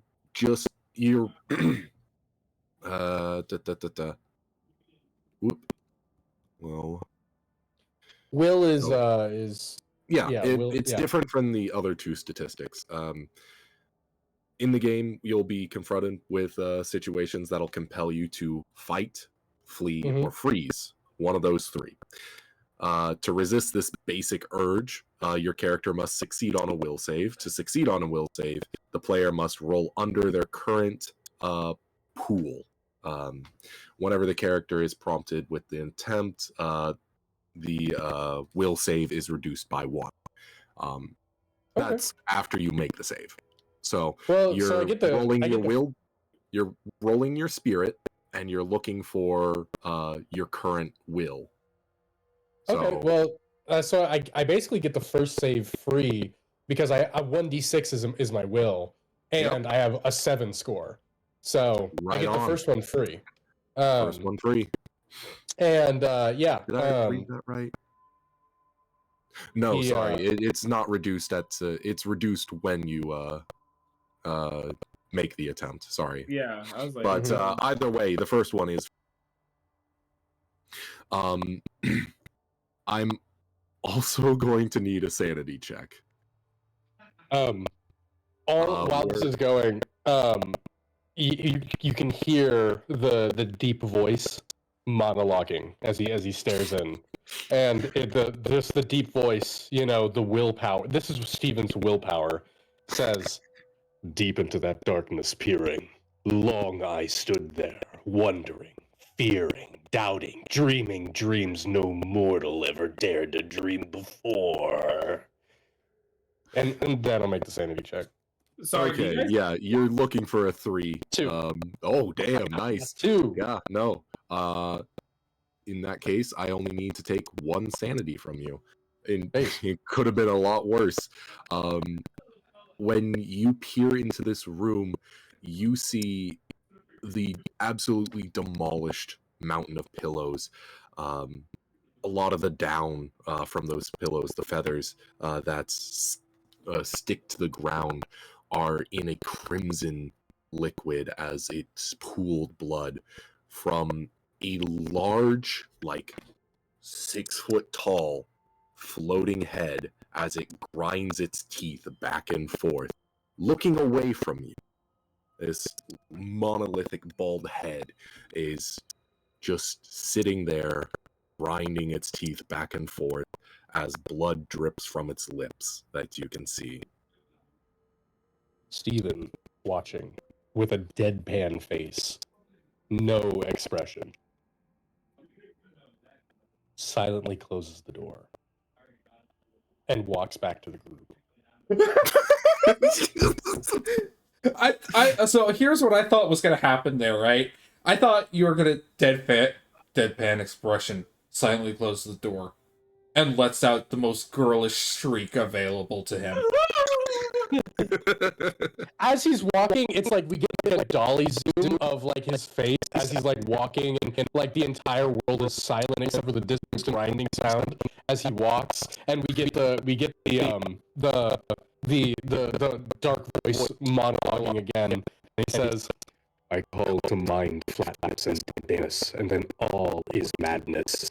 The madness of a memory which busies itself among forbidden things. Quoth the raven, nevermore. And just like, as he's just like walking down the hallway back to the group. honestly, do you guys hear that heartbeat coming from the floorboards, or is that just me? Originates from craving, from attachment, from desire. Alright, The two of you will go with Raven and what name? Raven, Lee, and there we go. Caden. Raven and Caden are heading down the west hallway. You head further north, going from room to room. You haven't met anybody yet, which is something that, you know, they might be in the cafeteria. The other two were still getting it, so you didn't bother with it. So, welcome to the club, my dude. Like, I know it's like a really shitty ritual, but I don't know, it means something if you've been here long enough.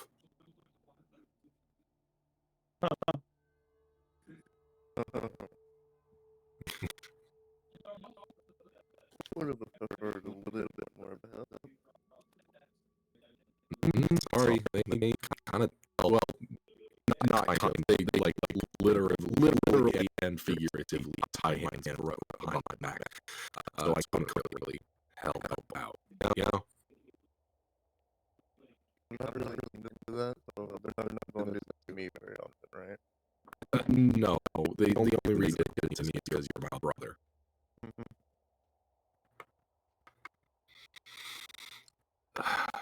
This is kind of a fucking situation. Like,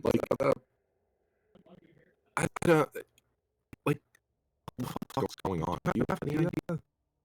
Not a little bit. And This is night and then one missing after I don't know. You're the biggest mystery out there, you dingus.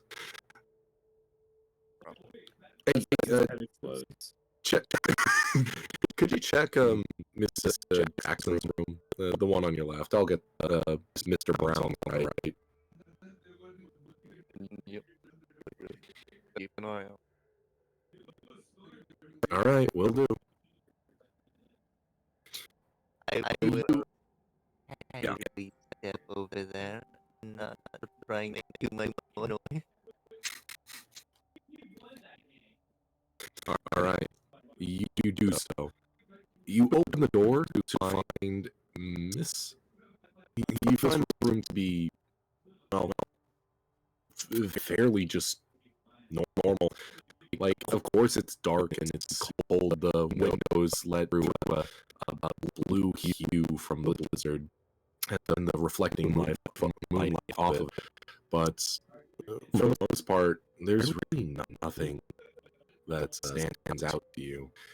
You mind rolling me a mind with a?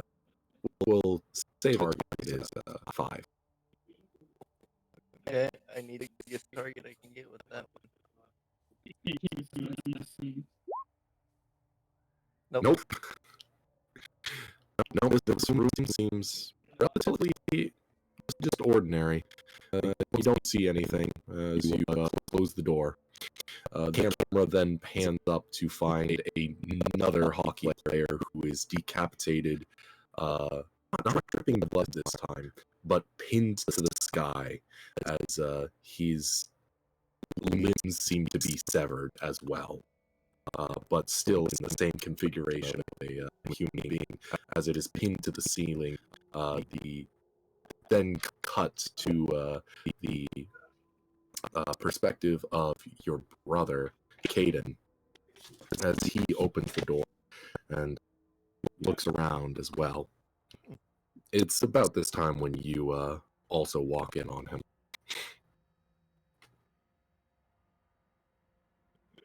What do I see? Kind of like the last room, it's fairly standard. Would you also like to roll me a mind? A what? Make a roll of mind 5 just for looking around, seeing if you can gather any clues to what's going. Hey, I made it. Hey, you see over by the teacher's desk, there seems to be a book that's out, which it kind of is odd considering that, you know, the teachers usually bring anything that they need for class back home with them. So it's very strange that a book is out and open to a page. And you can find that it's one of the local history books, actually. It seems to be open to a chapter that seems to be focusing around the town's founding, how it started out very rough with archaeological records of the town, seeing that there was a large event of starvation, as crops were not good during the town's founding, but a miraculous amount of people survived. For what the archaeological record brings up is a lot of, like, there weren't any like proof of grain storages or anything like that. So it makes this town a bit of an oddity, as most of the population survived in a time that they should have starved. Cannibalism. Alright. So yeah, that's what you find. That's totally not creepy. Yeah. I closed the book. Okay. Alright, so what are we going next? Where are we going next? Well, we've only checked like the first three rooms, so I guess we continue upward. Let's shoot on over to Jackson and Eddie. Yeah. Yay. You know I what? think Being oblivious. I didn't take any points of sanity. Where?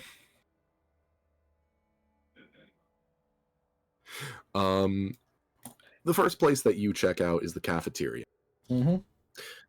The cafeteria doesn't seem to have anybody in. Well, a couple of the defensive guys. There's Clay and Roy who seem to be pigging out on a sandwich that they brought. Not gonna lie, when you said Clay, I didn't know you were talking about the person until you said Roy. It's like, why the fuck is there just Clay in the cafeteria? There's a big pile of clay in the Like, cafeteria. dude, someone doing No, arts and crafts. Clay Gibson and Roy Guy are just sitting in the cafeteria enjoying sandwiches. Aaron, did you come up with Clay Gibson? Just completely random. Yeah, that's what the name generator came up with. That Why do you ask? that was a guy in my high school. Oh, really? Yeah. Neat. Well, there they sit. These big, beefy lads. Huh. Well, hey, Clay. Roy? Oh, hey, Jackson. Wait. Who's this nerd? So This is Eddie. Eddie Slaughter. Oh, yeah, I think I take, Spanish with him. Yeah, and he's not the point right now. Have you Is he guys not? seen anyone other than Eddie here and that little shit stained Steven Spinkle? Have you seen anyone weird or anything weird here in the school so far? Not really. I have seen, that's the thing, actually. I haven't. There's like 25 people on the team, right? So where the fuck is everybody? Well, what's the guy's in the dead guy in the bathroom's name? The dead guy in the bathroom. Locker. Yeah, bathroom, locker room, whatever. Oh, Toby Burns. Toby Burns was the dead guy that they saw, right? Yeah. Okay. Well, that's the problem. This guy here, and we confirmed it. We found Toby dead in the locker room. Nice one. Good fucking prank. Late at night, he looks at his watch, 3 o'clock, the witching hour. Yeah, sure. Well, I'd like to think Eddie has like a slight frown and his eyes are 1,000 yards staring. well, we can go check it out if you want to. Sure, yeah, we'll go check it out. Also, What is the this gonna phone- be like? What do you think this is gonna be, Roy? Fucking like pillows with the ketchup spurted all over it. Oh no. Work. work. Listen, Jack. So, I don't think that this is that funny of a joke. Good, because it's not. Kind of freaking me out there, Jack. You can see that Roy is a little more on the side of believing what's going on, but Clay just is adamantly denying it. Well, can we lead them to the locker room, to the body? You sure can try, yeah. Clay goes, uh, fine, let's go. They follow you as a child, walk down the halls towards you with, what does Steven look like as he's walking back? Morose. Morose. Yeah, he just looks like out of it. Like he doesn't look like he's entirely present. You know? You lived. As we walk by, Jackson's gonna grab Steven on the shirt collar and start dragging him along. He doesn't learned say not to grab anything. the neck. He doesn't I say didn't learn anything. anything. He lets you do it. And we're just gonna drag him back. I'm actually kind of concerned because he's silent. Yeah, he probably saw something else. Let's go. to be a little bit quicker. And we're gonna go to the locker room and open the door. Which one? The one to the where the first body was found. Men's The room. men's. Okay. Yeah. Yeah. You enter into the men's. How do you enter? I'm not opening the door. I'm telling Clay to open the door. Is the women's room still crunching? You can't hear any grinding at this point. As you approach, you do start to hear like like a very slight wet slap, and then a dragging sound, a slap, dragging sound. Okay. Fuck is that? It's the 6 foot tall, bald head that was chewing on Libby. Steven, don't talk. We're trying to convince people there's a body right now. Okay. I feel like Eddie or Steven hears the grinding sound for a second, but it's the sound of Eddie turning to look at him. That's not. This fucking kid. Yeah, because obviously Jackson's not going to believe it's a 6 foot tall bald head. They're not going to believe that. He just assumes that there is a body. And he's just going along with it. So we're gonna be like, all right, Clay, open the door. We gotta double check. Sure thing. He pushes it open with a confidence that is immediately dissuaded when the entire group is faced with this 6 foot tall floating head that is slapping its tongue on the ground and licking up the blood that was left by poor Toby Burns. I love the idea that it's like as soon as it's opened, all of them are standing there, and the only thing that's uttered as they're watching this is just Steven who goes, "See?" Like just that's all, No, that's all he says. I feel like it's it's literally from in a Japanese anime, it would be like everybody goes very simple, like drawing, with the lines going off. Dot. See? And then Eddie's just like, shut the door. As well, A little before. late. It's a little late for that. First things first, you all see this 6 foot tall floating head. It slaps its unusually long tongue against the ground and lifts it up to its lips, slurping back. All right, hold on. Slow down now. I'm getting a little hot here. It is very low light in here. There aren't very many windows in the lot. The only thing illuminating this creature is the light of the moon. Its eyes immediately, when the door opens, shoot toward the door.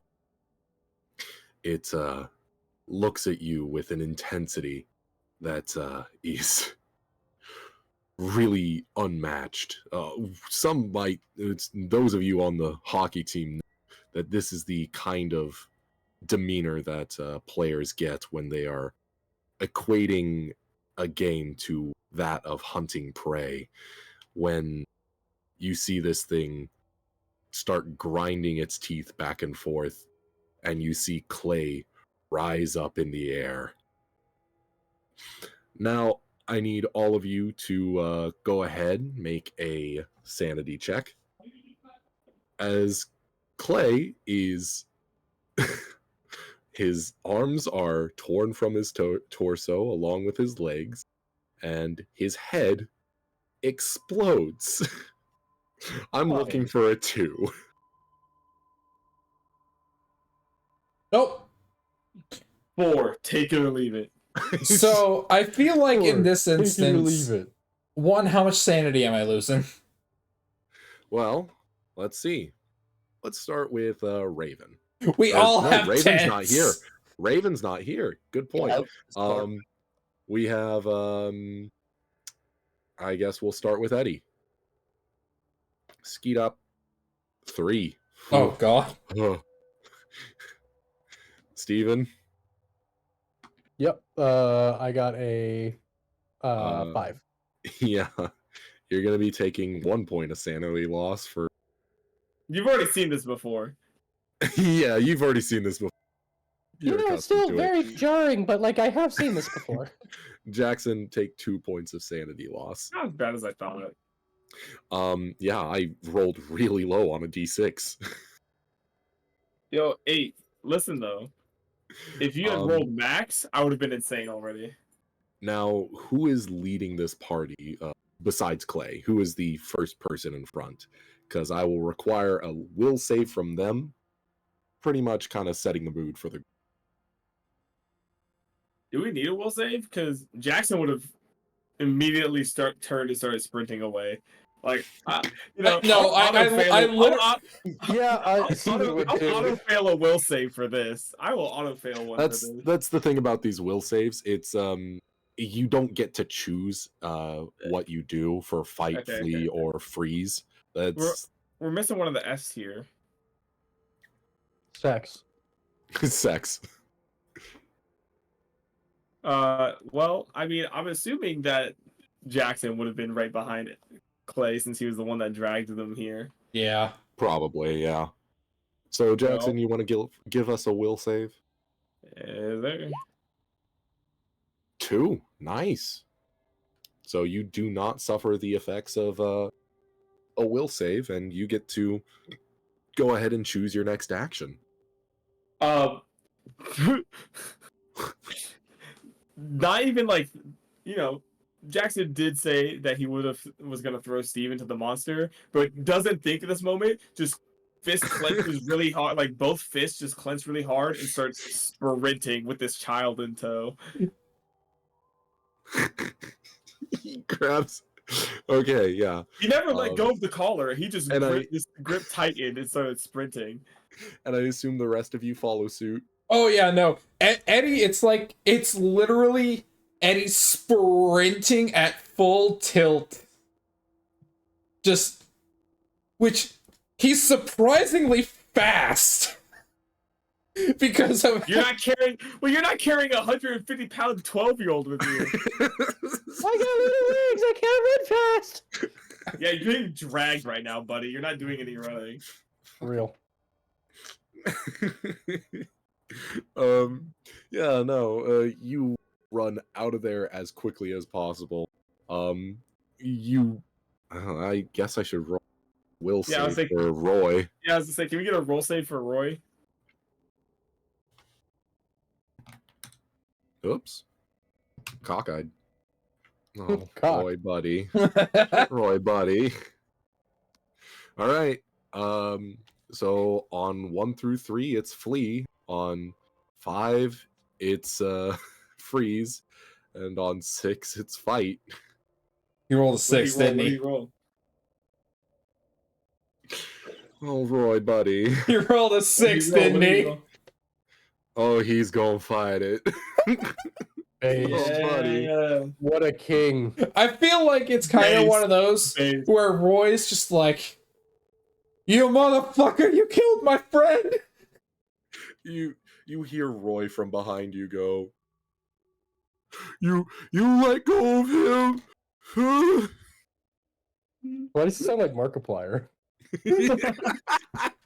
Hello, everybody. My name's Markiplier. That is a 6-foot-tall head chewing on the remains of my best friend. Yeah, no. So you hear the awful sound of ripping and tearing as you flee. As you round the corner, you bump into Caden and Raven, who are currently checking through doors. I don't think it's a bump into. I think it's a plow over. Yeah. I think literally they're coming around the corner, and Eddie is just like he was about to like start a slide to start going down the where they just came from, and he just smashes into one of them. Because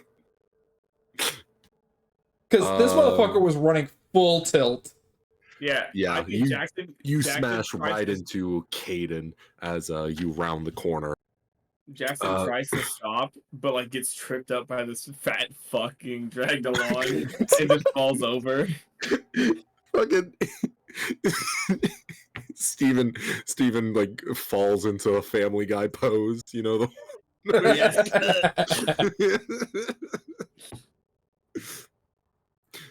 Yes, no. You find yourselves confronted with all you Immediately give are me currently confronted with each other. Yes. Eddie's just like sprawled out on the ground, just like, Oh oh, fuck, dude. did I hit a brick wall? What the fuck was that? Yeah, I'm immediately helping my brother up. Oh fuck! Ow. Am I all right? You kind of see that there's blood dripping from the back of his head. Where are we? Who You'll are live you through people? Oh, fuck. Oh. All right. We were on our way to send everybody to the library, right? We don't want to go that way. That what? Why not? There's a giant Roy, man. There's a giant floating head in the men's locker room. That's not the point. What? Roy, and Clay are dead, man. Yeah. I'm sorry. What? They're dead, I man. must They're have- dead. I don't know how to tell you. They're dead. I'm sorry. I must have. Their arms and legs Hit my got ripped head. up and their head explode. We don't. Let's make it as believable as possible here. Because You saw what I saw, motherfucker! I know, but they didn't. We need them to believe us. Listen, they're dead. That's all we need to worry about. We can't go that direction. Okay. Uh, Can you get me a bag or something real quick, Raven? As he just pukes onto the floor. He gets a plastic. Dude, Jackson grabs a plastic bag, ties it around his head. I'd rather go out like this. Suicide pact. It's concerning you know what that is. Honestly, it's Where par for the we- course at this point. Where are we headed now? Anywhere but that direction. Okay. That way's just off limits. I'm not going that way. Somewhere we So- can barricade, hide, whatever. Just not there. Not the gym, the theater. We're close to the library. We could probably go in there, or we could go back to the rink. This motherfucker's got a Okay. concussion now, doesn't he? Oh, for sure. Yeah. Which is the library not towards the floating head? It is. It is. It's like just around the corner. Yeah, we're not going there. Not the library. Just anywhere but around where we just came from. the ring. Let's see. Yeah, the rink. It's in the opposite direction, but we could go down to the commons again. Let's go to the rink. Can we Let's go to the rink. barricade there? I mean, not really. It just opens straight into the halls. There's doors to the commons. There's doors to the cafeteria from the commons. Well, shit. Well, we'll figure that out. Can we get weapons from anywhere other than that way? Well, This is the 80s, right? They've the got- maintenance hall is down that direction, so You said we're by some classrooms, right? yeah. Can I? You know the big paper cutters? Ah! Damn, that took a turn from what I was. Can I get one of those? The faculty office is right next to the caf. So yeah, we could probably go there. The Hey, how fast was this thing? Because I think I need to sit down. Don't know. All we know is that it levitated Clay and ate him.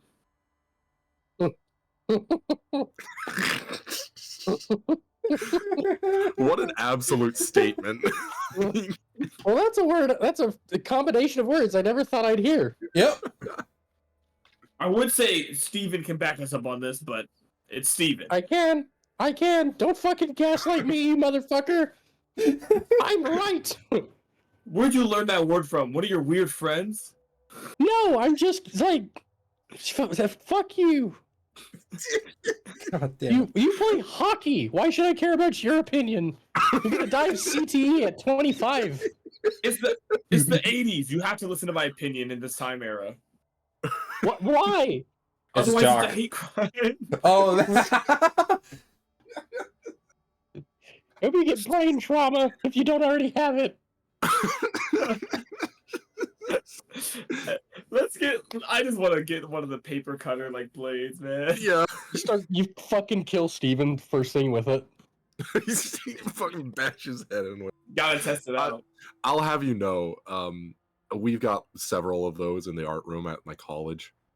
Those things are really dull, actually. Like, it's more useful as a club than it is like a sword, like you're thinking. Okay, it's a weapon, right? Fair I enough. was about to say... I don't know what you mean. I had a teacher. She was missing a chunk of her finger because she cut it off with one of those. Yeah, the way it works is that there's two metal edges that run along each other. It's like a big pair of scissors. Yeah, I just need something I can swing at this thing. I don't care. Okay, I was about to yeah. say... Need two of them and swing them both at the same time. So, here's the question. There's also the kitchen that's attached to the cafeteria. You might find something there. I was about to say, I want to go into the kitchen. This is true. Look, big strong man use club. Okay. Also, do we happen to have a kid in our class named Jeremy that may have gone to his locker one day with a note from the teacher and may have had a song about them by Pearl Jam? No. Okay. No, we did not. Okay. Can I go break a chair or something to make a club? Wouldn't these be metal You chairs? sure can. They're metal chairs, but you sure can. Well, some teachers have wooden chairs still in their class. You ever broken one of those metal chairs? It's not hard. That is true. Like the ones with the desks on them. I've ripped the desk off of those before. Can I grab a rubber band and a pencil and like in a paper clip? Look, I just want to MacGyver something. Okay. I want to make like a slingshot, using like a rubber band and a pencil. I think you'd be better off just making an actual sling than trying to make a slingshot. Maybe, yeah, but I need to my thought process is like I need to hit the soft spots, aim for the eyes or something. Yeah, look, we know you still have a soft spot, Steven. Everyone knows. Oh, fuck you! Like how does it even make sense in the context? This poor Fuck you! All right, listen, dumb bitch, just aim for the soft parts of the head. You know? Yours. I'm gonna push that shit in and use it as an ashtray. No, I already can't read. This kid's getting bashed left, right, and center. I'm gonna push it in and make an ashtray.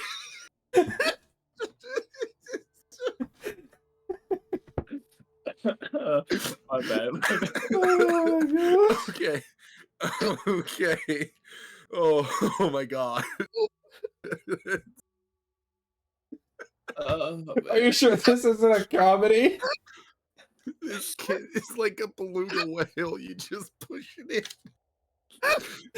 Oh my god. We killed Adam. Your head's too circular. That's all I got. That's all I got. That's all I got. Too bumpy, you fucking freak.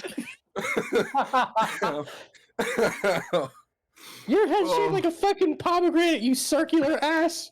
You non-corners having ass. I'd say I could see the fingerprints when your parents held you, but I doubt they did that. Oh no. Oh, my bad, Fuck. Steven. Like most of your fucking brain is like calcified from years of blunt trauma in hockey. Man, that's why you got 4 dimples inside your skull. Yeah, his head's like a fucking bowling ball. Like it's got like be 3 indents on the back of his head, where his dad used him like a fucking bowling ball. Each one's a messed up lobotomy, bro. I can't, please. I'm crying. Oh man. Why do you think I had a bowl cut? It's to hide that shit. How did you even know that?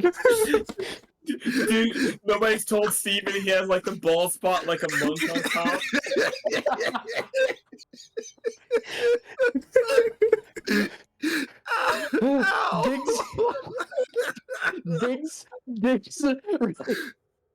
Diggs what really walked up to Steven and was like, it really fucked up what they doing to y'all out here. like that one line. Oh man. Oh my god. Breathe. I need to breathe. Oh, My bad. My bad. That's on me. That's on me, y'all. My bad. Holy shit. This poor kid. Oh my god. Leave him alone. Justice. God hits me enough. Oh my god. Okay. I'm sorry. My Literally bad. printed on his back, it says "bully me." It's been actually tattooed Me? into my scalp. it's acne. Don't bring it up. Oh my god. Connect the dots with that shit. Poor fucking Roy. Oh. Roy? Roy? Just a random sorry. horrible. Sorry. I'm crossing off who's still here. Oh, okay. My bad. I didn't mean to derail the situation like that. My bad, guys. Oh my god. Okay. I think I need so to you take guys are that whole finding fucking weapons. clip and just throw it Yeah. on YouTube. Yeah, we're finding weapons. Yeah, so you guys go to the faculty office first because that's the closest. Yeah. Down the hall you go as you find your way to the faculty office. Upon trying to get in, you notice that the door is locked.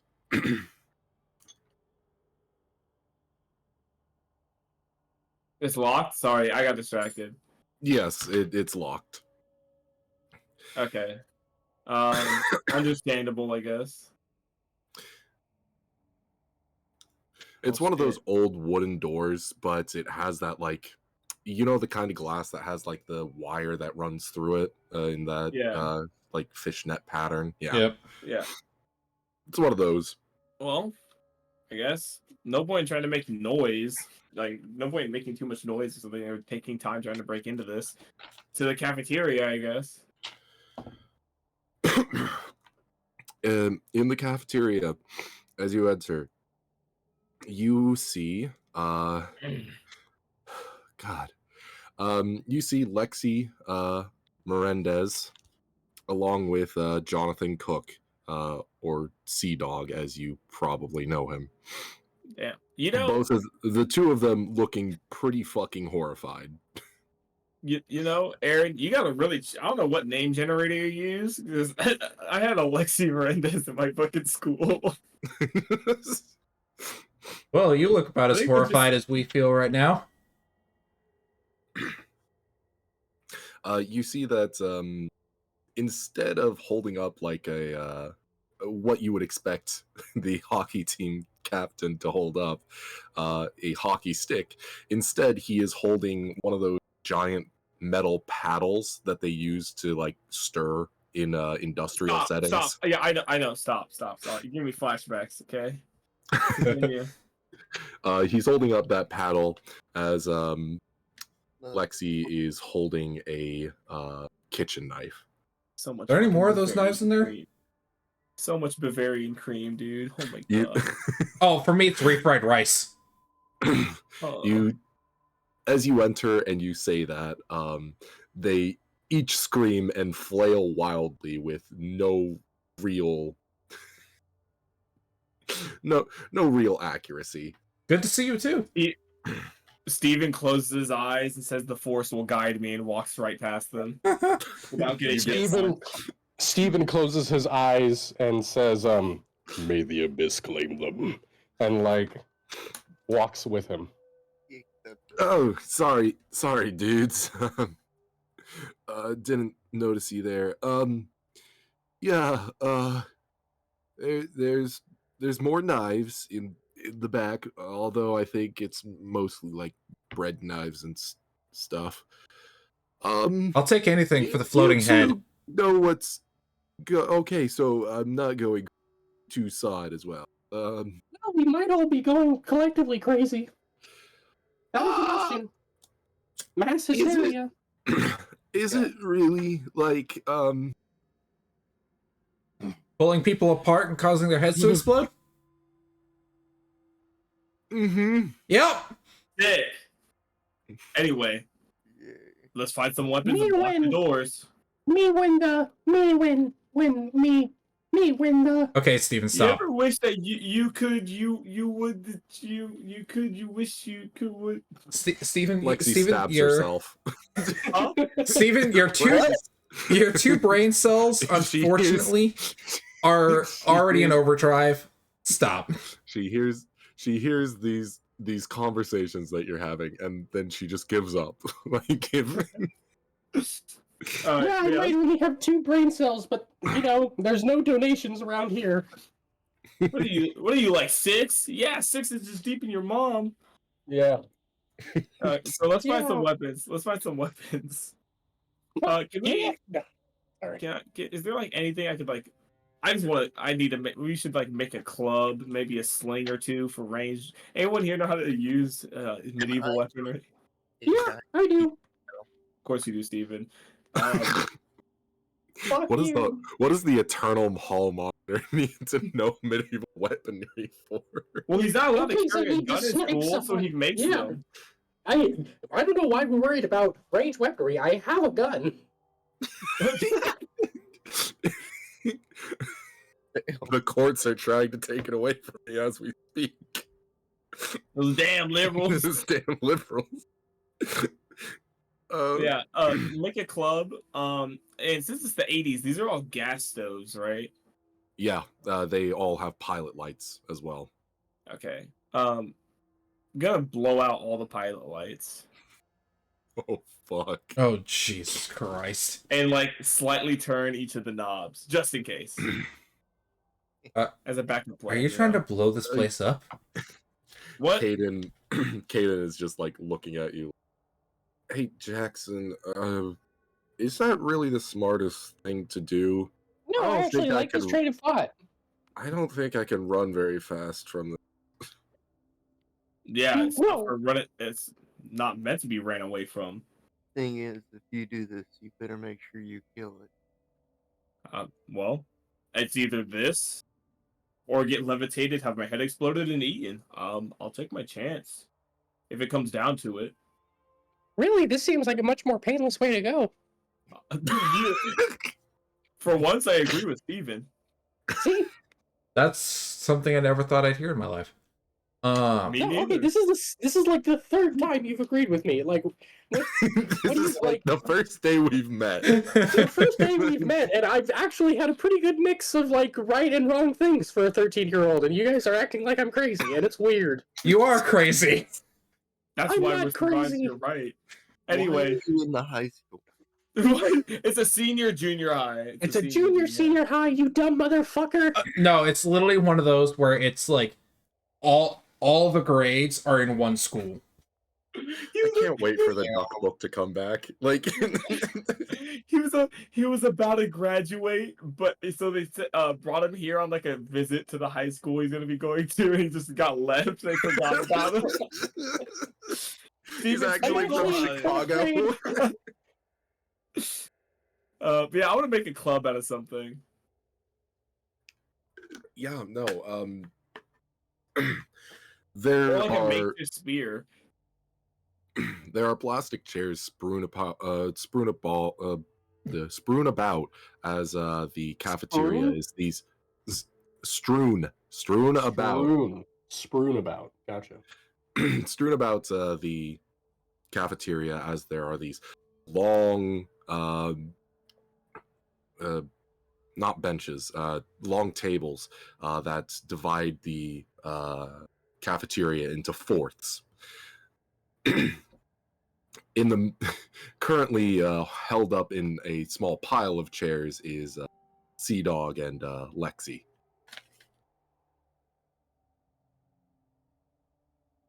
Huh. Yeah. If you want to make a club, you would easily be able to take apart one of these chairs. Yep. Eddie's Yeah, I'd Eddie's like to. scrounging around for carving knives. Yeah, we could do anything like make a spear, a club, just whatever we need to make. But yeah, I want to take apart some of these chairs. No, I don't know that there. It doesn't seem to be like there would be, like, when you say carving knives, do you mean specifically for the kitchen? Yeah. Like, okay. It seems that a majority of the knives have already been taken, and what's left is a bread knife, a serrated bread knife, one of the long ones. Eddie just kind of. So I'm guessing it's one of those where there's like the window that pokes into the cafeteria. Yep. Uh, And there's the like stalls. Yeah. Like the Eddie just kind of pokes his head around. Lexi, you have all the carving knives, don't you? what? No. Abby had one before. Oh, she's gone. Same Lovely. with- Well, there were a couple of us together before, the whole thing with the head happened. So, yeah, we all came here and grabbed a knife and proceeded to try and fend it off, because we thought, with as many of us as there were, we could take it on. Huh. Well, did you win? No. You look at her, like her lower half is covered in blood, and she just like shakes her head Cries. no. Just starts crying. In the back of in the internal monologue, just says skill issue. Oh, shit.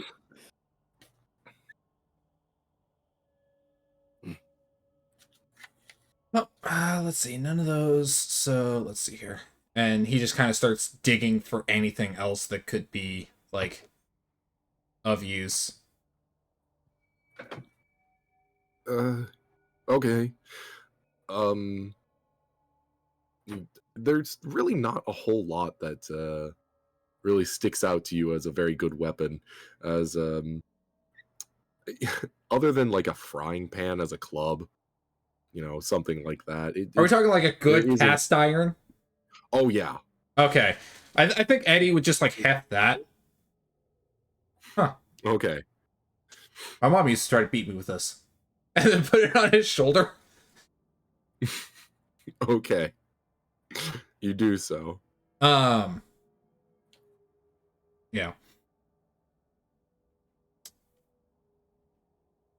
I just realized something. We're grabbing weapons to fight against a thing that can just grab us without hands.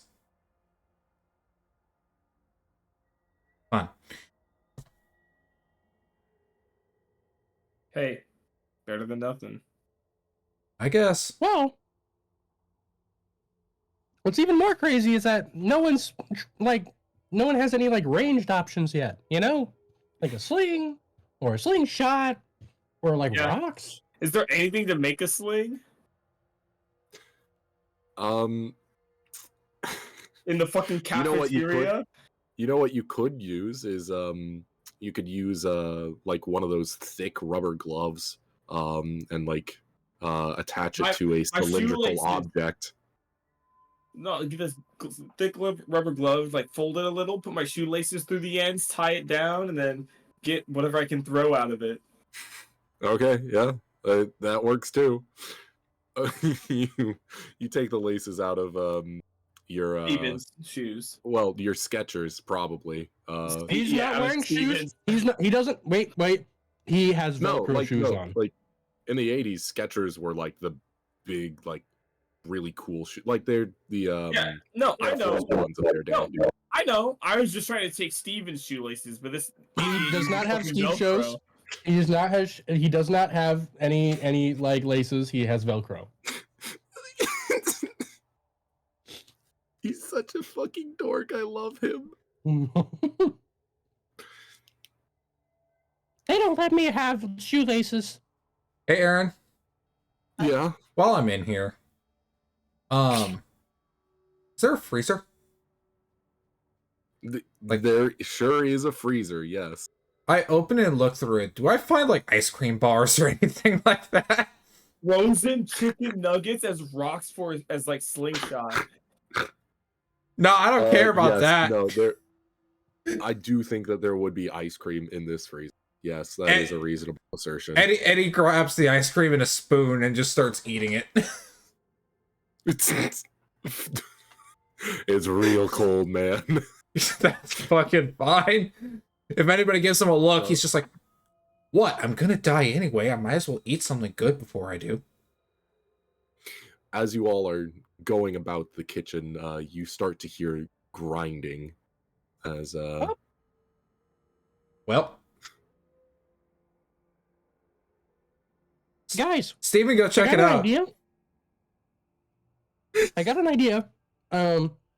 Let's refer to him as the Grinder. No.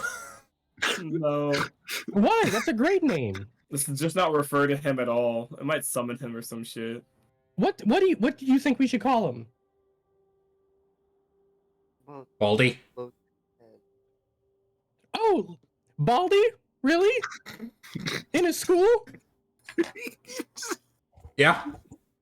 Yeah. Yeah. Yeah. You think so? I don't think you understand. Eddie is staring at Steven like as if he's staring through him while just spooning spoonfuls of ice cream. oh my god. So fucking stupid. You know, We're this dead. reminds me a lot of Five Nights at Freddy's. Aaron, Stop. Aaron, I don't think you understand. We have turned this shit into a comedy. Yeah, no, I love it. We've turned it The into a sound of comedy grinding horror. gets- The- the sound of grinding gets louder as you continue to talk with each other. this is some scary let's movie go, let's bullshit. Guys, Let's go. guys, shut up. Whatever direction the grinding's coming from, Eddie's walking in the opposite direction. And we're taking the tools with us, the weapons. Yep. Mm-hmm. You see Sea Dog and Lexi do the same as the grinding is coming from the west end of the cafeteria, or at least beyond the wall. As you can hear this grinding through the wall as it is loud at some portions. It seems to be trailing along the cafeteria. You look out into the cafeteria. It's all dark.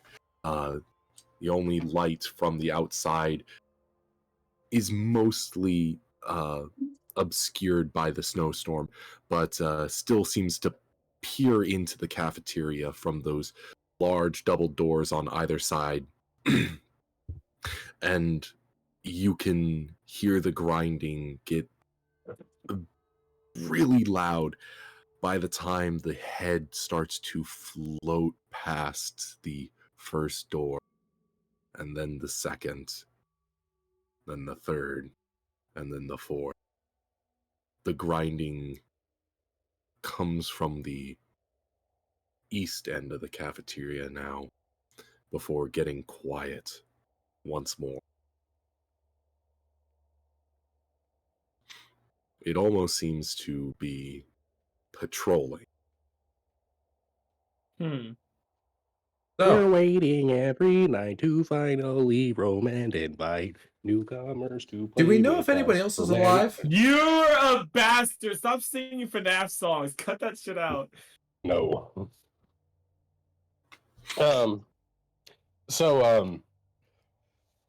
It seems to be patrolling Is there any way I could roll something to maybe get an idea of what its patrolling pattern is? Yeah, you can roll me a mind. Okay. This is pretty easy. I'm gonna let's go for a 7. 7. Oh, well, that'll do it. Yay. You know that the entire school is basically a rectangle. Like it's basically following the halls in a shape.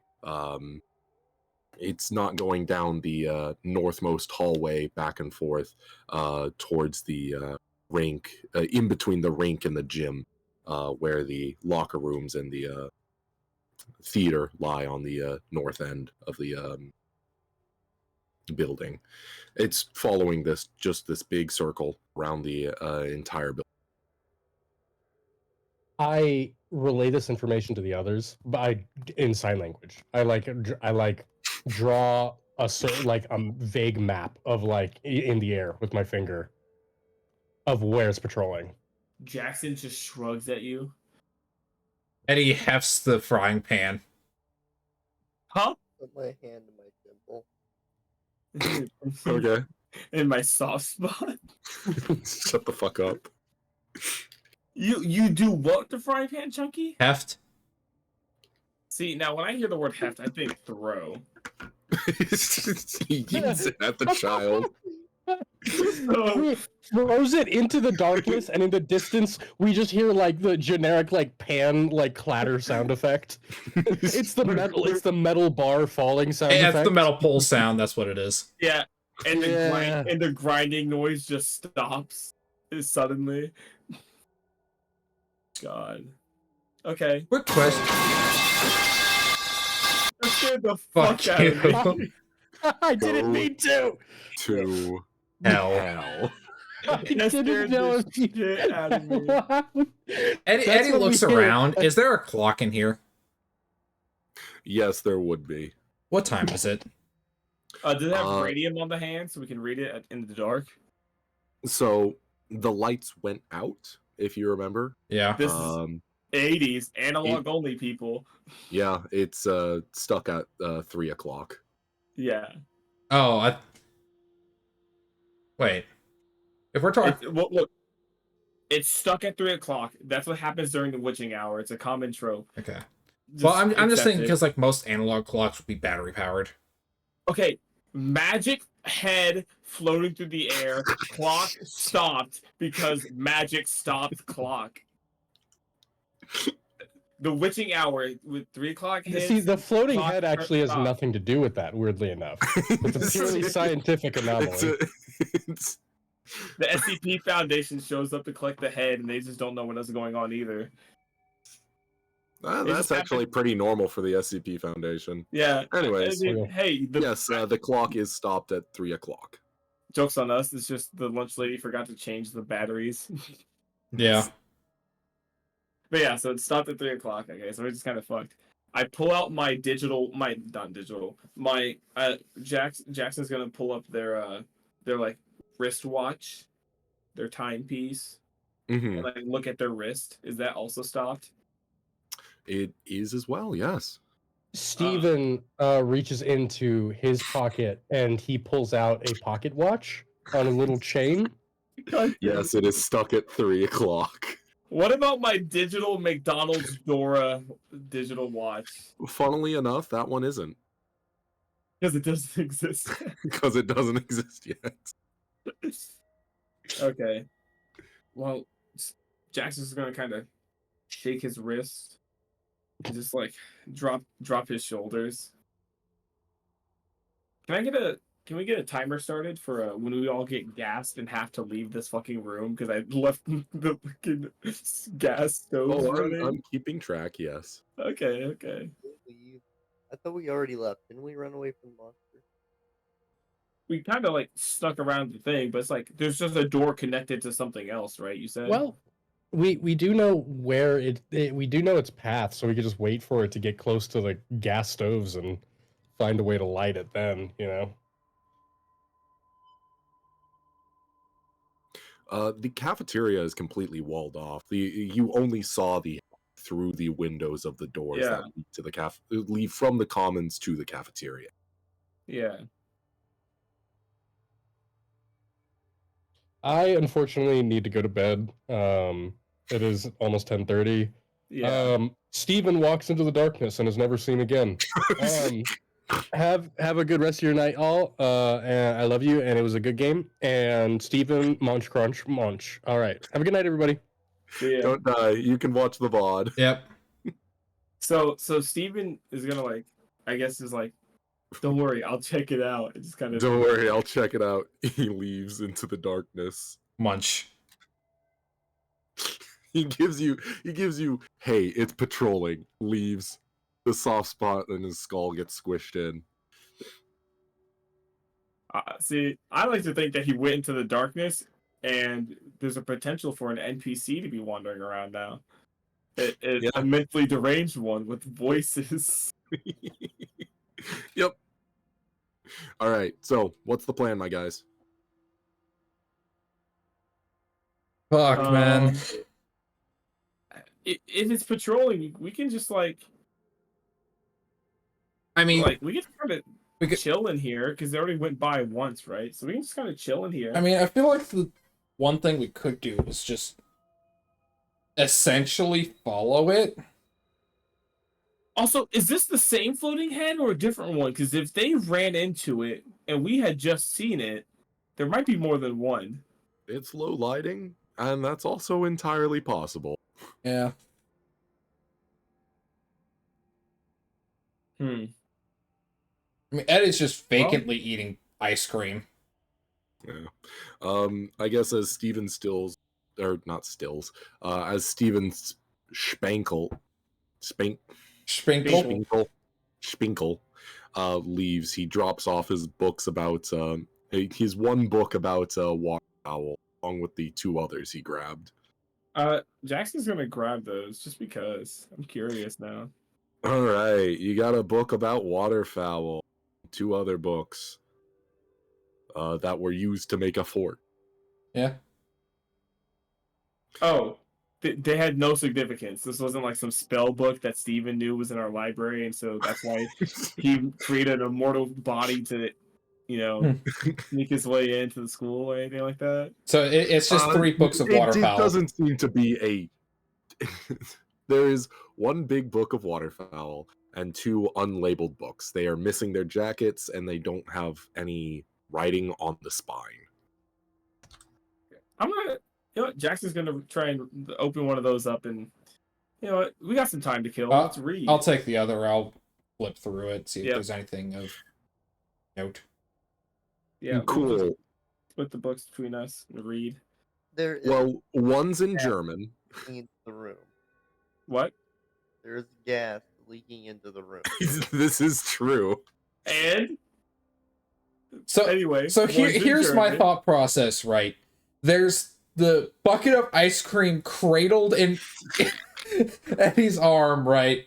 Under the other arm is the frying pan. There's the book, and Eddie's holding the spoon in one hand, like the book's in one hand, the spoon's in the other, and he's just like trying so hard to grab some of the ice cream, put it into his mouth while holding all this shit. And he's All right. just starting to head towards the door. Okay, yes.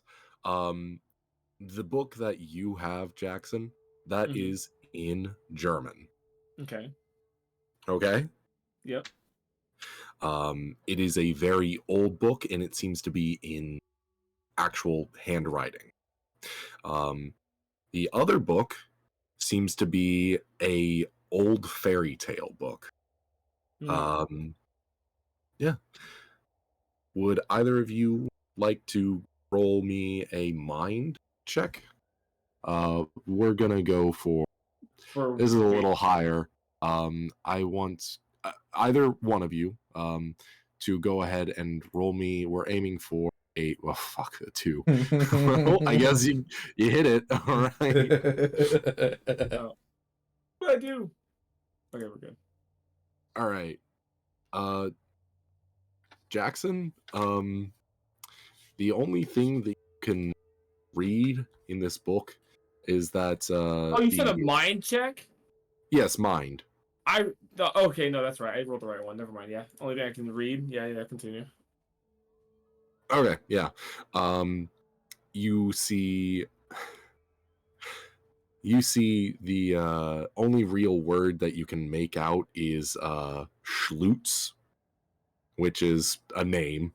Yeah. And you kind of gather that it might be a diary of some kind, as how it's written looks very similar to like dates and then entries, but beyond that you can't make anything out.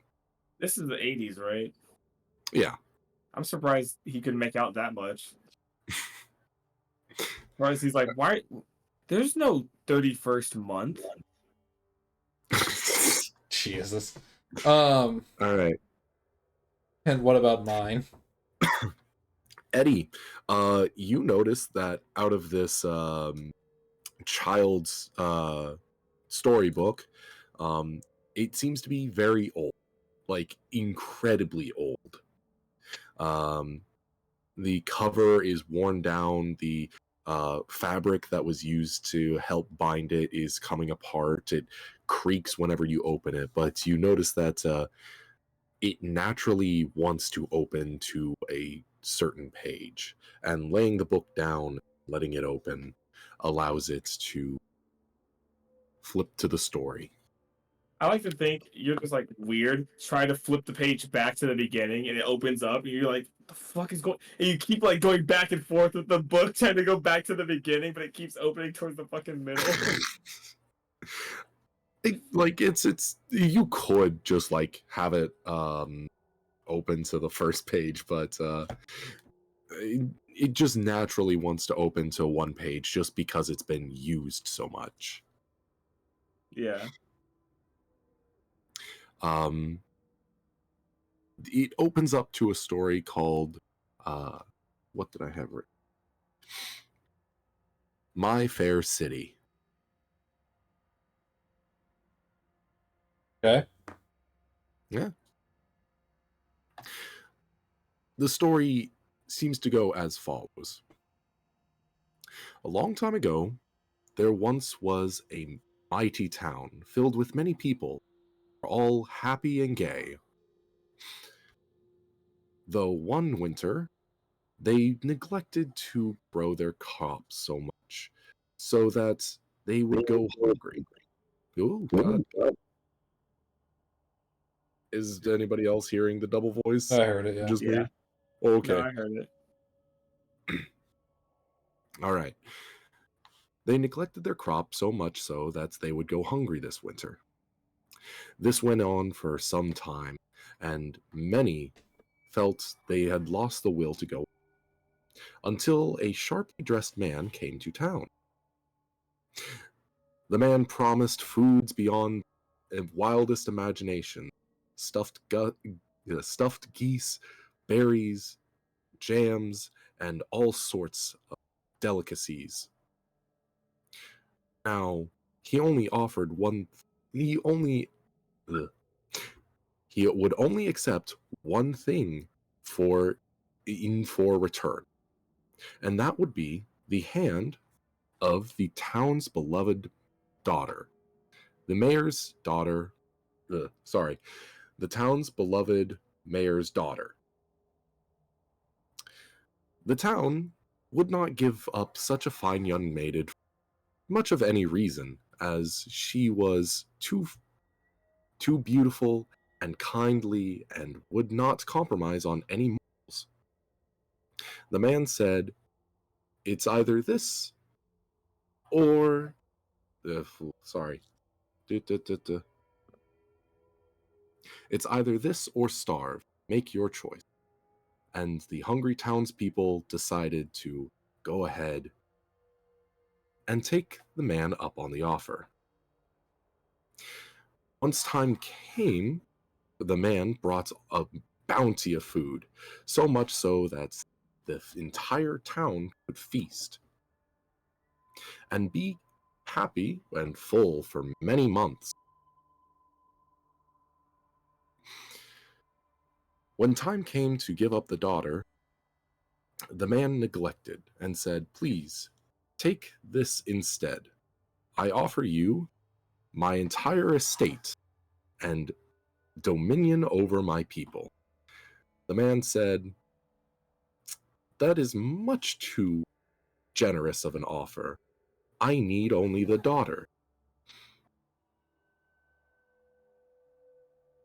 But if you insist, I will come back in 100 years' time to collect this bounty, for you will have a much greater town then. I do not want all these sickly people." And so, that's kind of how the story ends. It doesn't feel like there's much of a plot. It feels very ramshackle, aimless.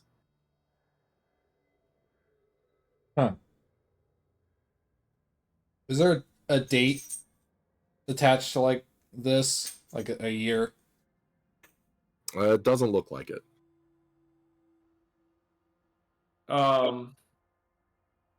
Jackson's gonna slide. Damn, fucking Spinkle. I bet he spoke German. That piece of shit.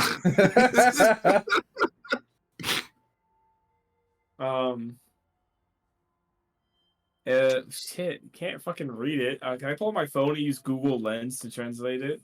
Sorry, that doesn't exist for another 40 years or so. Ah, fuck. Okay. Um. Yeah, I The don't know what to grinding do. comes back once more. Fuck.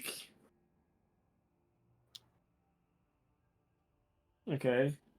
I think Eddie would just kind of close the book and be like, "Well, that was useless." Huh, double voices again. Adam, he speaks. Pat, I Oh. hate you. Yeah. Hey Let's guys, see, Lee. No, Lee. They're half Asian. Slaughter, you're just a fucking country bumpkin. What about the two what about the two people sitting with the knife and the paddle? Oh, Sea Dog and Lexi. Lexi Hernandez? Yes. Yeah. Hispanic. What's Sea Dog's last name? His last name is Cook. Hook. God damn it! None of these people speak German. I'll check anyway. Is the grinding still around?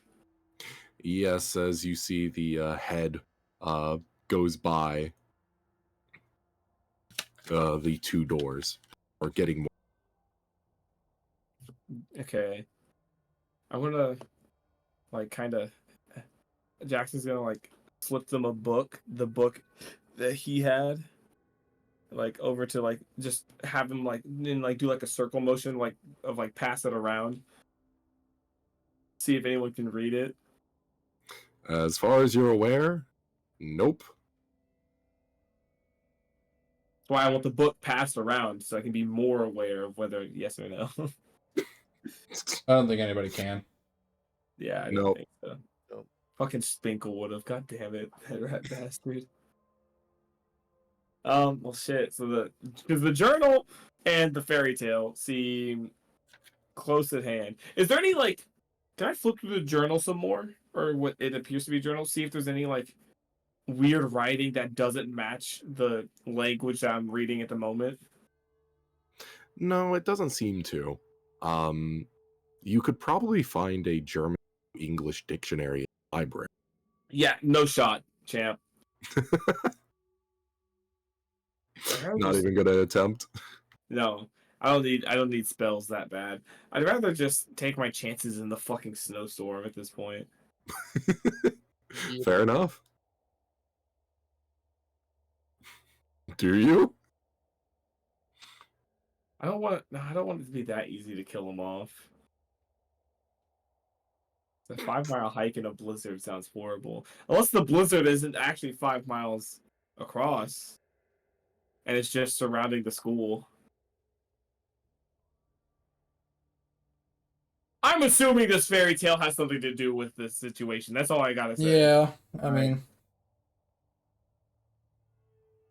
All right, fuck. What do we do? Because me personally, I would just hide like a little bitch in here until it either found us or we got gassed out or we You're currently getting gassed out. yeah or Yeah. daytime came around. You know, so it's like, is there another way out from here other than the doors? Um, no. I unless you want to try and bust into the library through the kitchen. There's they share a wall. They share a wall. But wouldn't that be like a fucking brick wall? You are most certainly correct. Yes. What if we? So we know it's pathing, right? Yeah. Yeah. So the next time around, It's currently going clockwise around the school. okay. When it comes back around, I say we try and like get out a little bit after it passes and then try and get out. Okay. Well then, the grinding once more comes, and as you see the head pass by the windows, you go ahead. And can I have everybody who's following Jackson go ahead and roll me a body? We're looking for a 5. What, a body check? That's so. Is anyone following? Okay, a body check. That's so weird. Cutting it close there, Chief. A body check. That's so fucking weird. Well, Why a body? Mind, body, or spirit, and we're stealthing. Oh, good point. Yeah. Okay. Like, it isn't strength. This is body. No, I was more trying to figure out what kind of shit Aaron had going on for us here. What he like if we failed, it's like, oh yeah. So anyway, you get dragged along the floor or some shit. I wasn't even thinking about stealth. Okay. I think that Sea Dog's gonna follow suit. Oh, he's gonna get us killed. No, he's gonna roll a 1. That's what he'll do. That He's a bitch sneaky is gonna bitch. get us killed. No, they're currently held up with Caden. Oh, so Who? they're brother. Raven's big brother. Oh, so Caden's staying with the female. Yeah, you can say it like that, I guess. All right. The male seems to huddle close with the females. Though the female already has a mate, this male seems to be encroaching on that territory. You four sneak along, following the grinding. It gets a little quiet to the point where you can't quite hear it as you round the corner. Once you do so, you are confronted with a long hallway of rooms, all of which have their various uses. And at the end of the hall, you can see the head start to turn the corner. Okay. Okay. Damn, I really should have set up something. Oh, if I fucked up, it would have made a lot of noise. We'd all be dead. Never mind. Hooray! So Kaden and the girl, do they not know they're gonna be gassed out here soon? I think Caden thought that he wasn't physically well enough to sneak by. Fair enough. And the girl? Scared shitless. Like, Fair enough. That's what happens when you don't have testosterone pumping, in your veins. Jesus. Um, really, no. really leaning into that 80s aesthetic, aren't you? Yeah, man. No. We could take.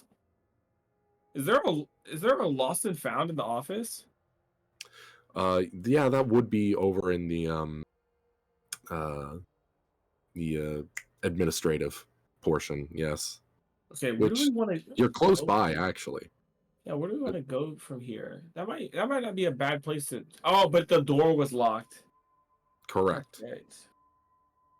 So say we could take a bunch of clothing and just start hiking.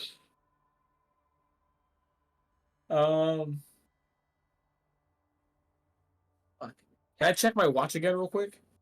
Is it still stuck? Sure is. Fuck. Okay. Where do we want to go, guys? Like whispering, like. We were following you, asshole. Yeah, pretty much. Yeah, no, I think Sea Dog just says that, like, we were following you.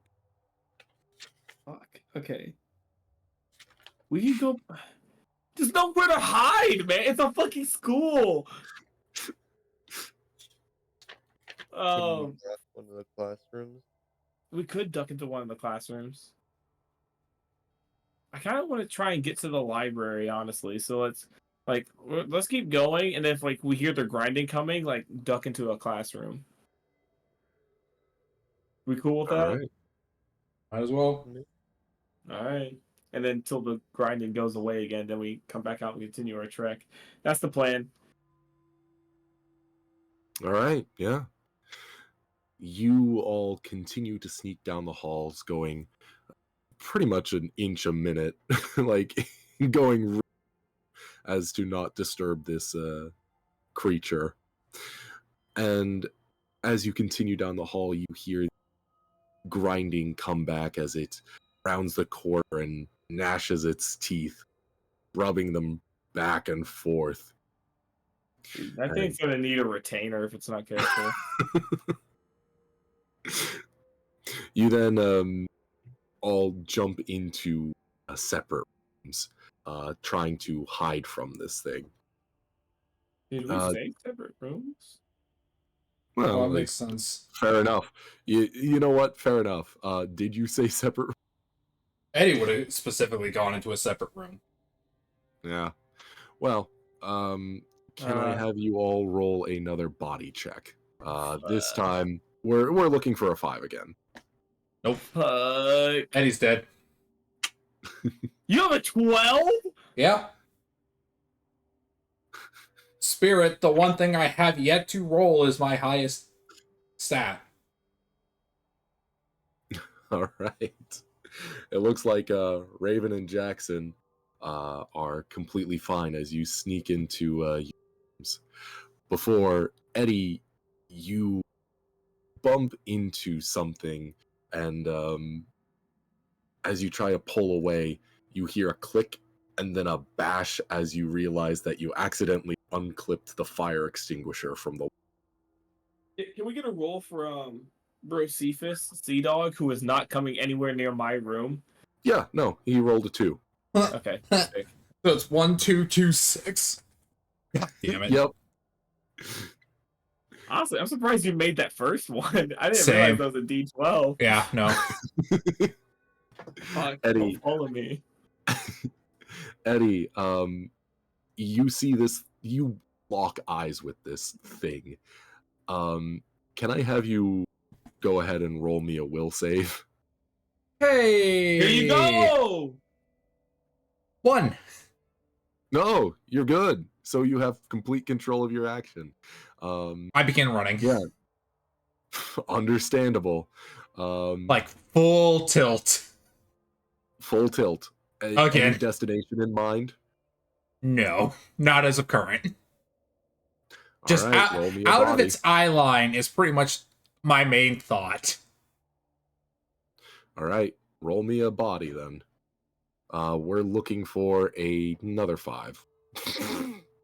That's a no. Hey, Hey Eddie. nice. Let me guess. No, can I describe this? You're not dead yet. So we'll say what happens is you stand up, immediately try to run, but you step on the fire extinguisher and slip and fall on your face. I was literally gonna say, I realize that the thing is coming after me. I drop everything in my hands. I take one step and slip in the ice cream. That's good.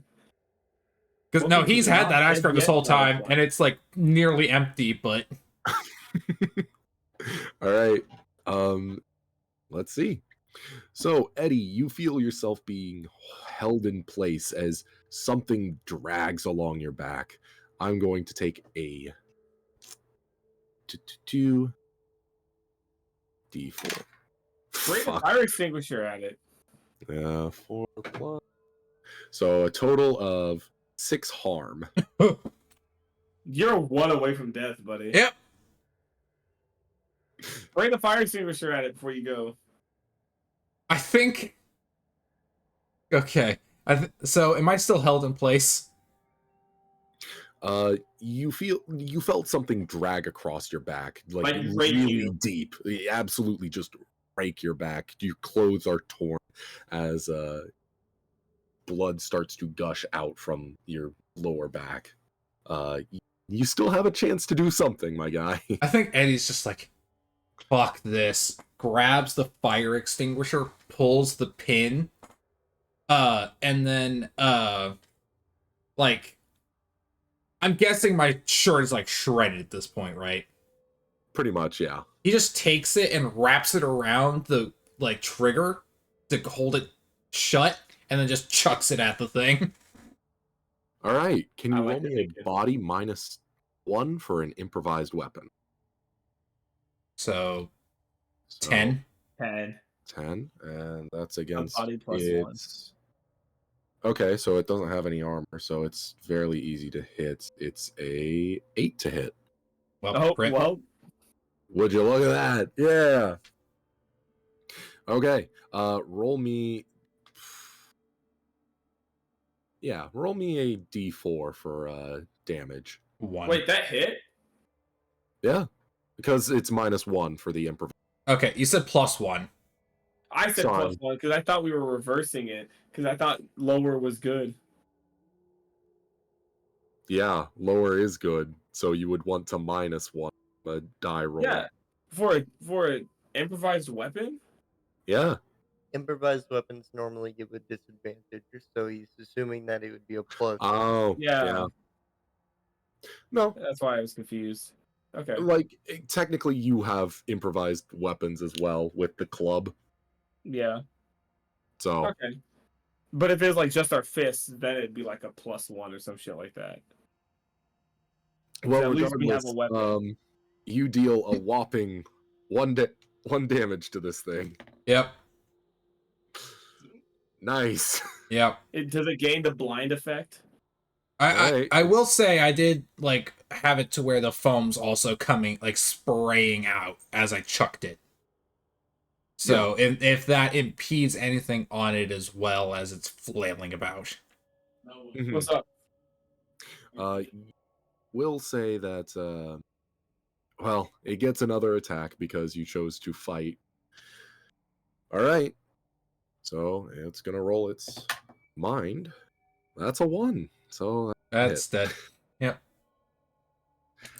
and another 4 plus 2, another 6. So all those who witness see Eddie be pulled up into the air, restrained completely. The head comes forward, and rather than blowing up your head like it normally would, you see the head open its jaw agape, large, and the top portion of the head starts to writhe around back and forth while the bottom mandible stays completely stationary, the tongue whipping every back and forth and starting to multiply as becoming superfluous as there's many tongues that start to grab you and pull you into its mouth. There's a lot more space back there than you thought. Before what she you said. see the last thing I think Eddie sees is the molars of this thing crack down on its skull. Fun. I'm bricked.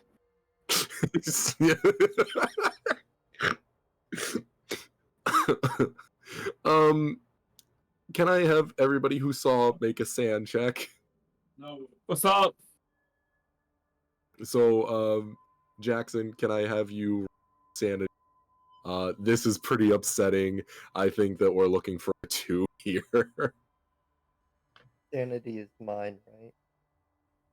Sanity is mine, yes. Damn. All right. I'm gonna have each of you. Jackson, you'll lose 1. God bless. Raven, you'll lose 2. It's a D6, please. Anyways, yes. So yeah, you witness that the many-tongued head starts to lap up the blood that is now on the ground before you see it, you would say, stand up, but more so pull its tongue back in, focus forward, and begin to float while grinding once again. Huh. Where have I seen this happen to someone named Eddie before? I don't get that reference, I'm sorry. Oddly enough, the person that did it to him that time was a dude in like spandex unitard. I think it was played by Tim Curry or something. Not a clue. God damn it! I'm making a Rocky Horror joke, man. Oh, okay. I don't know. There's a big difference between an ice pick and being eaten by a giant head. I did what I could in the moment. Jackson, would you like to do anything? I'd like to survive if that's an option. Wow, you did it. Thanks. Shit, I don't know, dude. I have a feeling we can't wait this out. I have a feeling we just can't wait this out. What about Right. you, Raven? Are you going to do anything? Yeah, really waiting it out is the only real big option that I see. I don't think it's gonna work though. Yeah. We can't run, and fighting it is a horrible idea. We're better off blowing it up. Yeah, should we just blow ourselves up and take it with us? Yeah. All right. Okay. Back to the cafeteria, following the head's path, not going against it. And ducking into classrooms whenever we need to. Yeah. You are going against its clockwise path. Not so... against. I said following its path, not going against. Oh, okay. Yeah, well, that's going to take you around the library. You could go over to either the rink, theater, gym. Like, this is going around is going to take you to pretty much every place other than the cafeteria and the administrative wing. I mean, at this point, I don't see there being any possible way to get out of this. Like, other than like, I can't speak German. I didn't read the fucking fairy tale, right? Fair enough.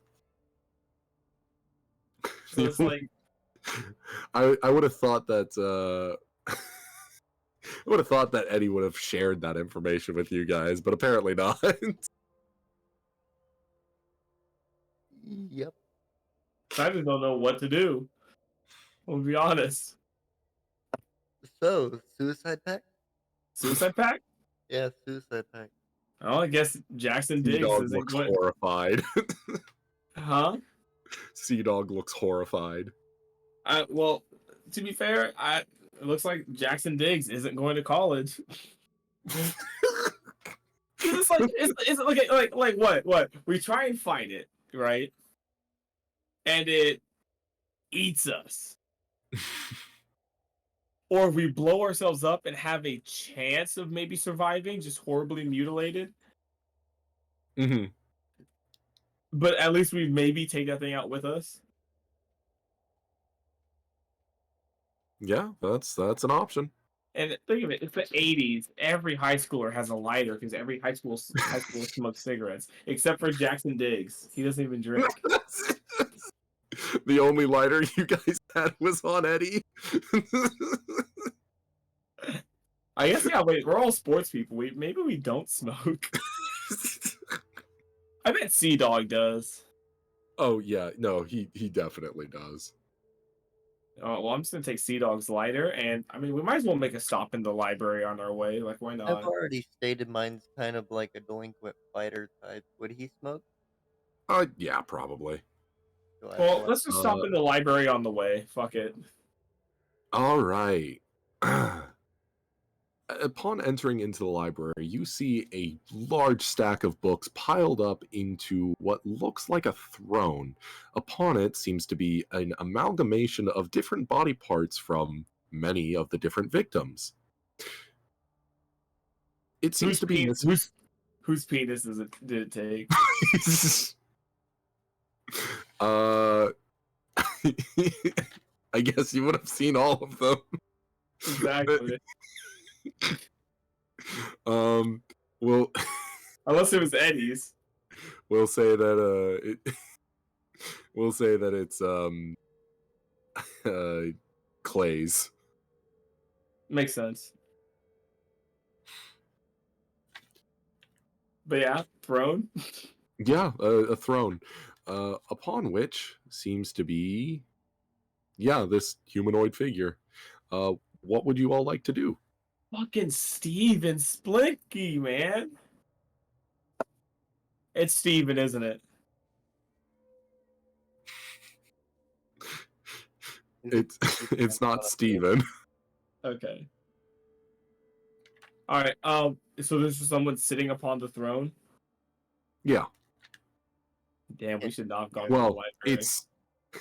it's not. I don't know if it's saying someone right word for it, considering it's like a whole bunch of other people's body parts together.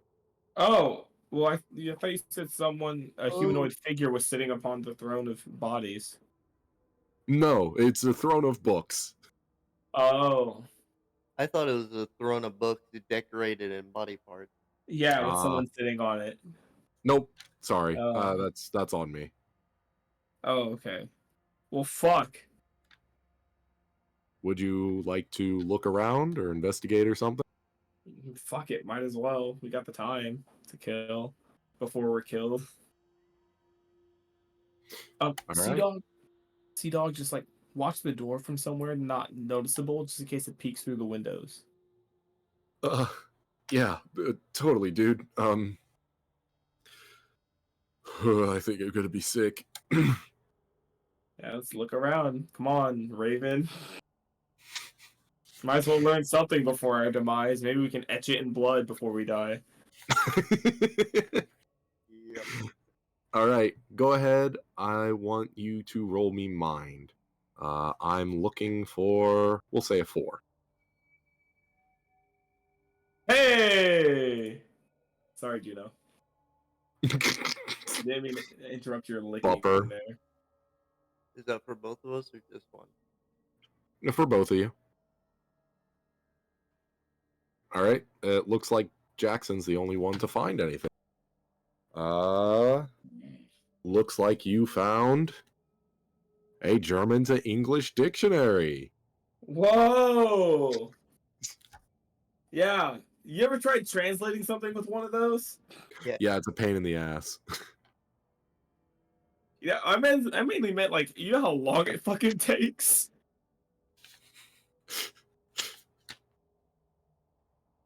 We didn't find any like spectral weapons or anything like that to fight this thing with.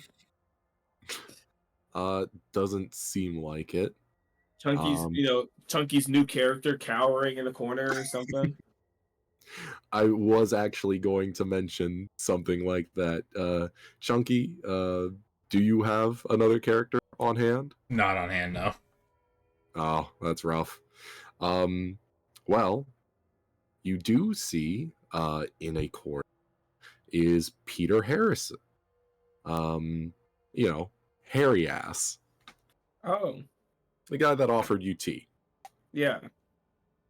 He seems to have found Eddie Slaughter's little alcove thing, where there was a bunch of snacks and books and magazines. He seems to be pretty freaked out at what he saw happen in this room. Yeah, of course. There's a throne of corpses. I'm not. I'm not. I'm not like seeing things. You're here, right? Right? Yeah, we are. Let's try and be a little bit quieter, Harry. Uh, okay. Good. Come over here then. All right, and we're gonna sit down. So what'd Oh, you see? From the depths of Eddie's backpack, Eddie's voice rings out. Make sure to not go to the very bottom of the bag. it's a Just a little bunch of sticky. edibles. It's LSD. LSD, which was invented about 10 years ago. Yeah. You guys. You saw the head, right? What head? What? Okay. Okay. I'm seeing things then. Yeah. Yeah. I'm kidding, Harry. Yeah, we saw the head. Oh, fuck you, man! He like punches you in the shoulder. I'm Look, just giving you a dumbfounded look, like, really? look, a little bit of humor to try and cut through the terror. We saw Eddie get eaten, okay? Um, I I don't know anybody named that, but I'm sure that it wasn't great, was it? No, it was not. And that little shit, Steven Spinkle, is running around somewhere. Um, you you mean like, isn't he like the president of the like German he's like the German club president, right? For the middle school, the junior club, Ah, whatever. that's why I assumed he would know German. Yeah, I've seen the posters. Fuck. They're like really authoritarian pictures. No, no, With- no, no, no, no, no. It's like him standing there with like his hands on his hips, looking into a fucking looking into like a light. It just looks really bad. It's like for being the '80s, you know, it just looks really bad. Yeah. um. No. He, he, I think the only reason from it's the posters all up in the German classroom. Oh, wait, Harry, can you read German? Um. I read it better than I speak it. All right, you little shit. No need to take my line there, Aaron. All right, hey, can you read something for us? Sure. Um. Do you really think that's the time, though? Like, Uh, shouldn't we be more focused on leaving here? Jackson holds up the diary thing. Is like unmarked leather-bound book that's very old, along with another one. Yeah, we're Maybe surrounded by them. just read it. Fine. Okay. Um, it looks to be a diary, I think. Um, yeah, no, all of this is pretty unremarkable. He stops mid-sentence and says, um, why does it change from like a diary to a storybook? It what? Like, look at this. Like, you see how the pages aren't uh, the dates right in the corners? They're not there anymore. It's not written like a diary anymore as much as it is. And do you know anybody named Jebediah Schultz? Like, I Joel, think wasn't that in the story? Schultz was the name on the title page. Yeah. Go and pull out the other book and like flip to that and like let it fold open to that page. Um, yeah. Uh, sure, it's not important, but yeah, no, it's a storybook. Do you think that's really important right now, or Well, Just read it. What happens in the story? All right. There's there's something about the devil and the town. It's like looks like a town is starving. Yeah, that's the word for like being famished. Um, Town is starving, and the devil appears and offers food. Uh, but it wants food in trade, so the town offers up its mayor's prized daughter. I think that's what it says. You see him kind of skimming. Um, they trick the devil into eating.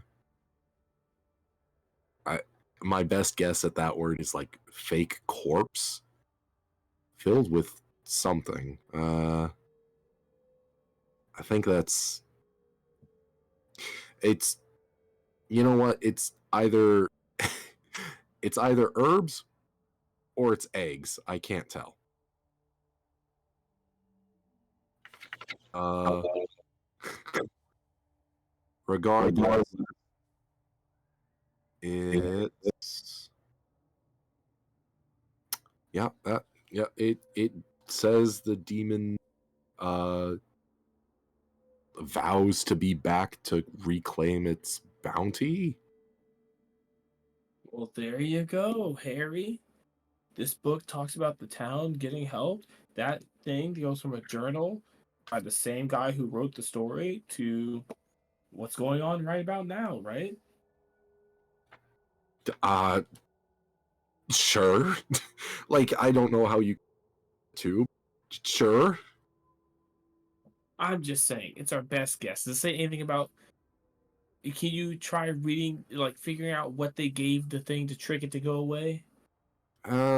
Give me a minute. He looks over it. Hand him the dictionary as well. It's about that time that you hear the doors open and the sound of grinding. Oh fuck!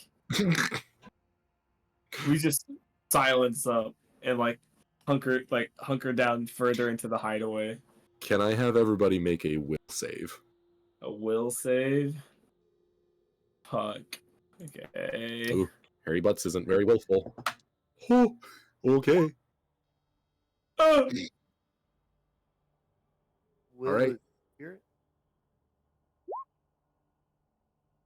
So it looks like neither of you beat your will. So I'm going to need each of you to roll a d6. On a 1 through 3, you're going to flee. On a 5, it's going to be a freeze. And on a 6, it's a fight. Ah, ha, ha, ha. Ah ha ha ha ha. All right. You guys have your motive. Jackson, I'm going to need you to roll me a body for fleeing. Alright. Can I also I'm going to say that this is a little easier because Jackson's gut reaction is to fight. If he's like Ravens? Ravens, sorry, yes. So in that I'll let me just see. You said a body to see if I flee. Like How see if well I actually how well I actually get away. yes. So like if I roll well enough below the number, can I also take the dictionary and the journal with me? And leave Harry. Yeah. Yeah, no. We'll say you can do that. I don't know what Harry rolled. He might have rolled freeze. No. He saved. So Well, I'm running away. I mean, okay.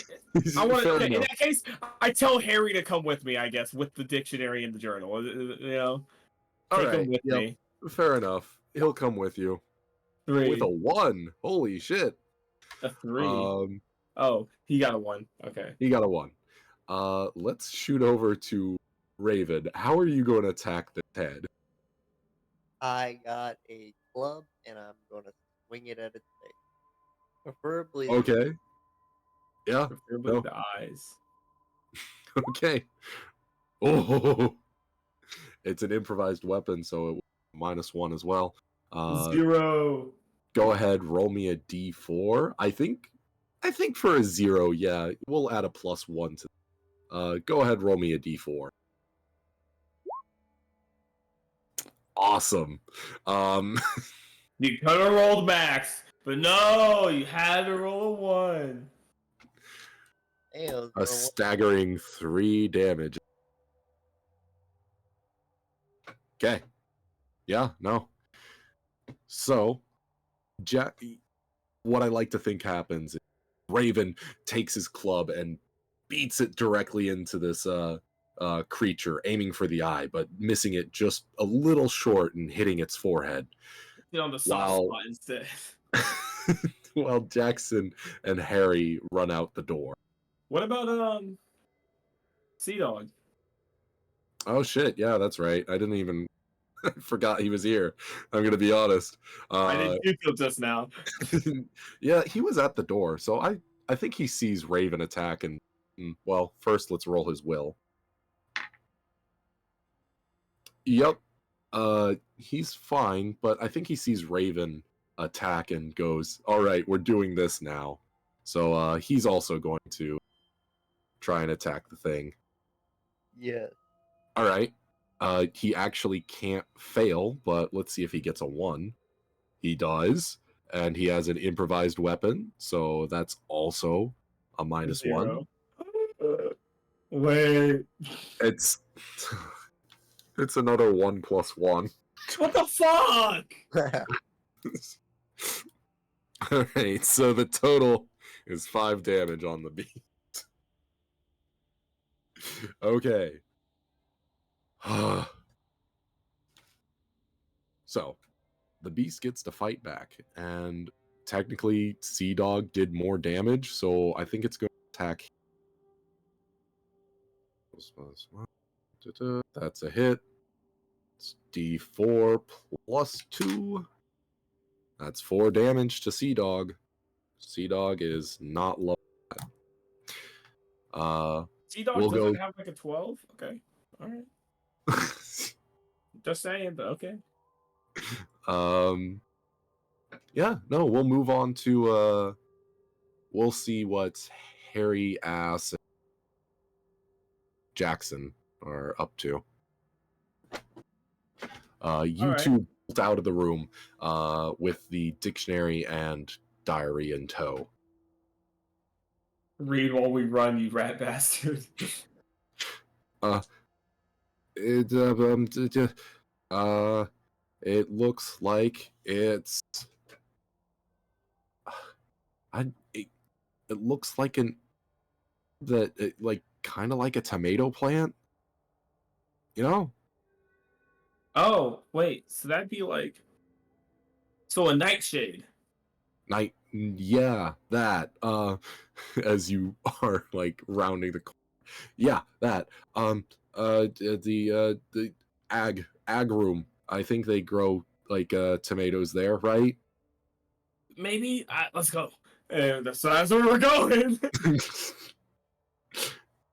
Yeah. You head to the agriculture room where there is a small like greenhouse looking thing that is right up next to the window that seems to be harboring tomato plants. Cool.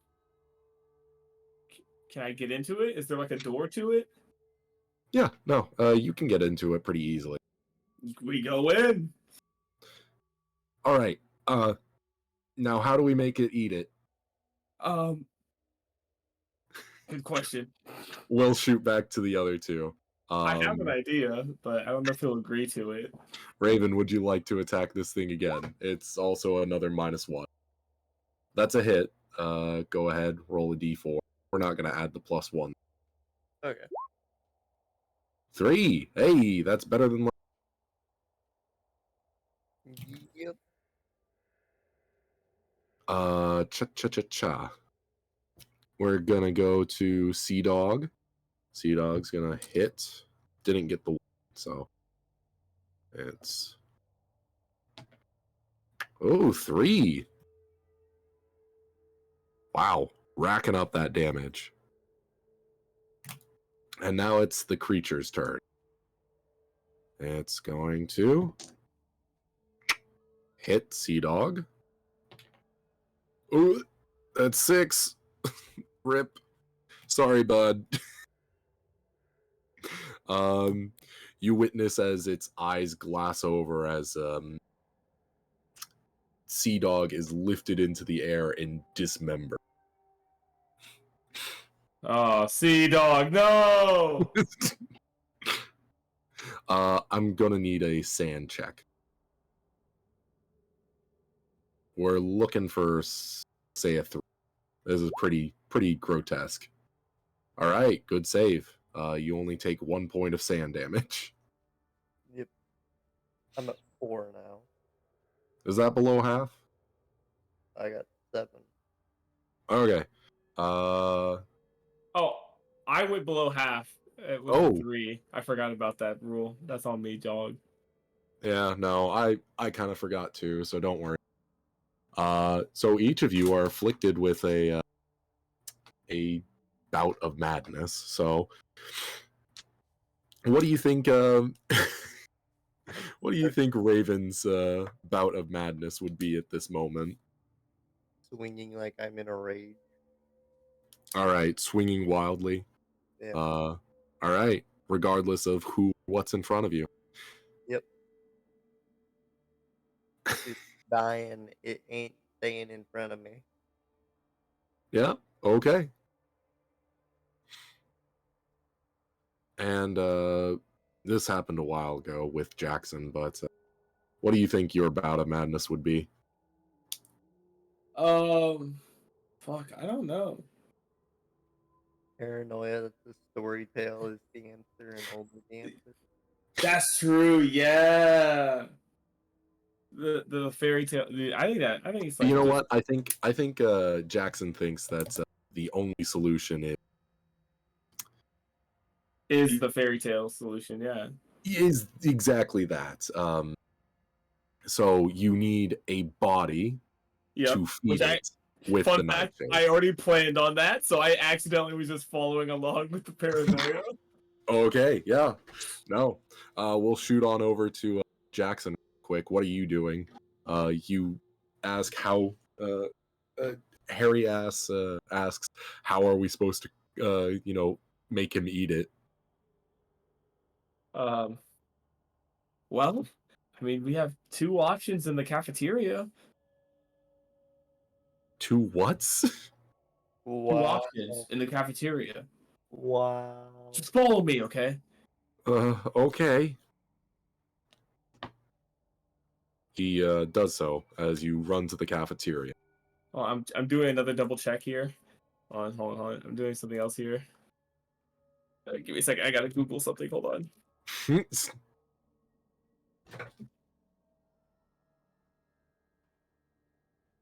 Talking about Fuck. Okay. All right. Okay. I was looking up what gases come out of do gas stoves use? Yeah. Well, methane is one of them, which is lighter than air. But they also come out with a little bit of carbon dioxide, which is heavier than air.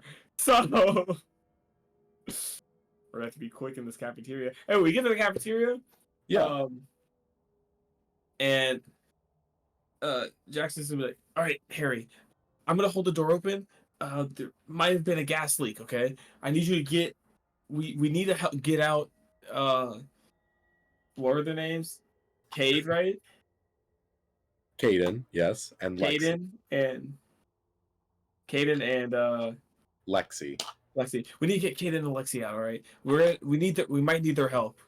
All right, no, yeah, I got it. He helps the 2 out. Well, get that done real quick as we shoot back to Raven. Raven, I want you to roll body +2 because you're swinging wildly with for save. 7. Yeah, that's still gonna hit. Go ahead, roll damage.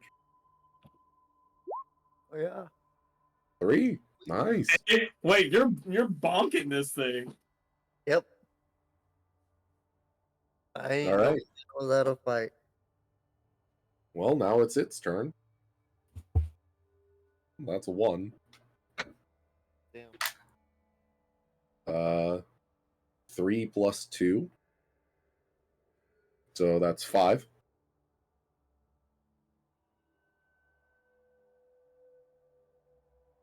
All right, I've got. Okay. What are you down to? What are you down to? How do you look, Adam? I still got 7 more points. Oh my god, you haven't taken any damage. What the fuck? I haven't done anything to take damage. Dude, Fair enough. I lost 2 for standing on a hockey rink. Yeah, and I succeeded that save. Yeah, and you're fucking beating. You're getting attacked by a sidekick floating head and winning.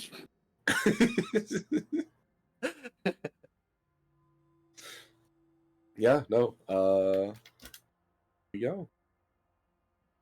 So we'll shoot back to the other two. What are you up to? Hairy Ass has gotten both the two of them out of the room. Well, let's think here, right? They tricked it with a body. The devil in the story wanted the daughter, and Jackson just so happened to steal some tape out of the classroom. He's gonna start taping the tomato plants to Lexi. uh, and like stuffing them in her pockets and shit. Is she dead? Harry is looking on. It's a live woman that you are just Wait, was she fixing. conscious? Yes. Like, Oh, I thought they were. I was hoping they were unconscious from the gas. no, they are both fully conscious. Look, you need to hold on to this, okay? It'll keep you safe.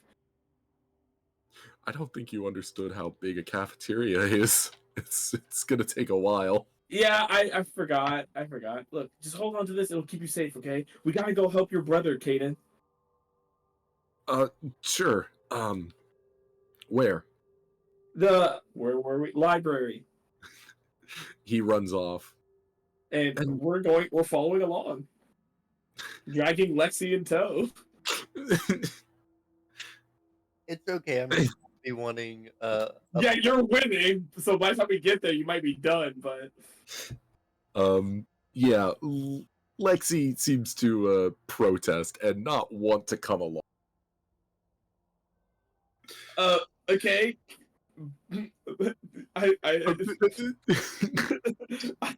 I pull her along.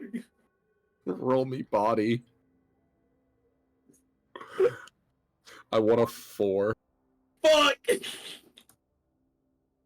Yeah, no, it's gonna take a lot more than that.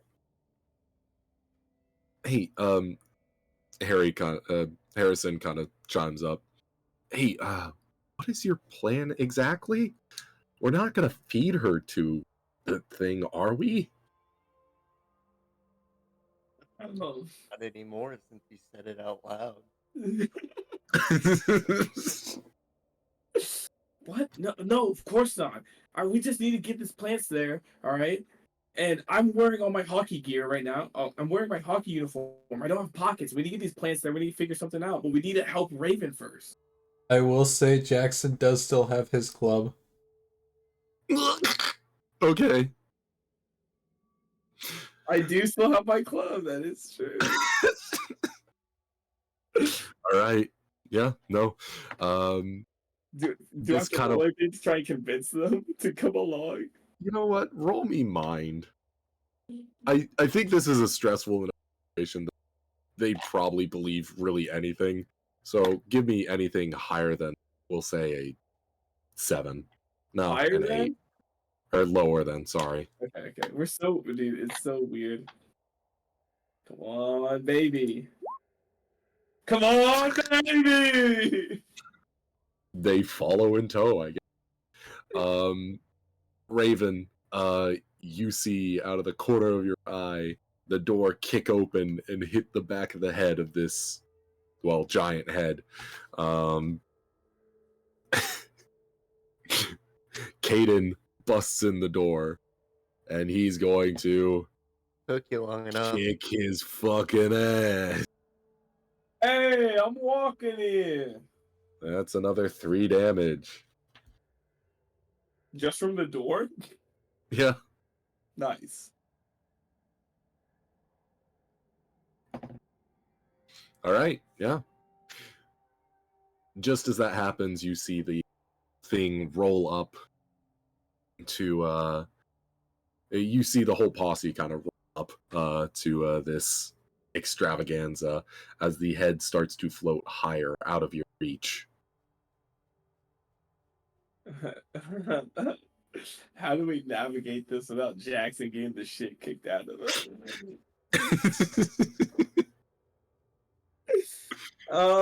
She has a knife, right? She does. I got it. I have tape. I got it because I did tape the plants to her. I got it. Oh no. It's getting too high up. Lexi, it's getting too high up for us to reach. Pass me the knife so we can tape it to this and use it like a spear so they can reach it. Okay. She's just gonna accept that, I guess. She hands you the knife. He's gonna tape it and then grab Lexi. Oh god. And you're. And what was there a name for the thing and for the devil in the story? No. It just went by the devil. Okay, can I take a stab at it real quick? Are you talking about the devil or Lexi? I have a plan here. Can I take a stab at the devil real quick with the spear? Sure, yeah, roll And body. and Jackson's like holding on to Lexi in like a defensive way, you know, to like he's trying to protect her. Mm-hmm. All right, body, baby. I got a 1. All right, roll a d4. Yeah, baby. 4. Did I get any pluses? Yes, you rolled a 1, so yes. So that's a +1, so a 5 in total. And I'm stabbing it from the back, right? Because it's like distracted. Not really, actually. It would be facing you. Damn. Okay. So you stab its lower jaw. All right. And then as it turns to like look directly at, I'm assuming it's gonna start to turn to look directly at us. I'm gonna put the spear in her hand and like push her forward. Is this this is just the equivalent of like when a child breaks something and points at the other kid who wasn't doing anything. Yeah. And... Roll I guess roll me mind. Like, this is a pretty big ask, so I want a 2. Yeah, no. It's gonna disregard the other the 2 that have been kicking its ass. And it's going to go ahead and attack Lexi. This poor woman. Fuck me, that's a 1. This poor bitch. She gets to join her boyfriend. I guess so. That's a 4 + 2, and she was already wounded. So, El Bozo gets munched on. Does it eat the plants? The the many-tongued creature reaches out, almost tentacle-like, and wraps up her forearms as you pushed her forward with the spear, and So, it just kind of chameleon-esque slurps Lexi back with a great amount of force. And she turns to look at Jackson, and Jackson's just smiling at her. Like he just beat this thing. Can't wait for it to not work. Yeah, that's what I'm sitting here waiting for. Hey, I didn't pick the paranoia. I'm just going along with it. um, yeah, no. The head, as you see it crunch down on Lexi like a bug with its And with the Lexi's tomato legs. plants and Yes, stuff, and with they'll have Lexi's legs dangling out, kicking before you hear a pop, and then they fall limp. Which I need a sand check from two of you. And Harry Butts, I guess. Do you need one for me? This is all part of my plan. You know what? Fair enough. I'm just gonna take sand damage from you. I don't need a roll. Fuck me, a 1. Yes, sir. Harry, 12. Saves it, I guess. And a 5. Yeah, no. That's not gonna cut it. I'm gonna have to take another. What the hell? Another 1 from Raven. Where are these rolls when we're playing D&D, bro? I don't know. Normally rolling low in this system is supposed to be a good thing. I know. Ah. All a part of my plan. Anyways, yeah, no, Raven, I think you're still in your little bout of madness. I think you'd still be swinging, friend or foe.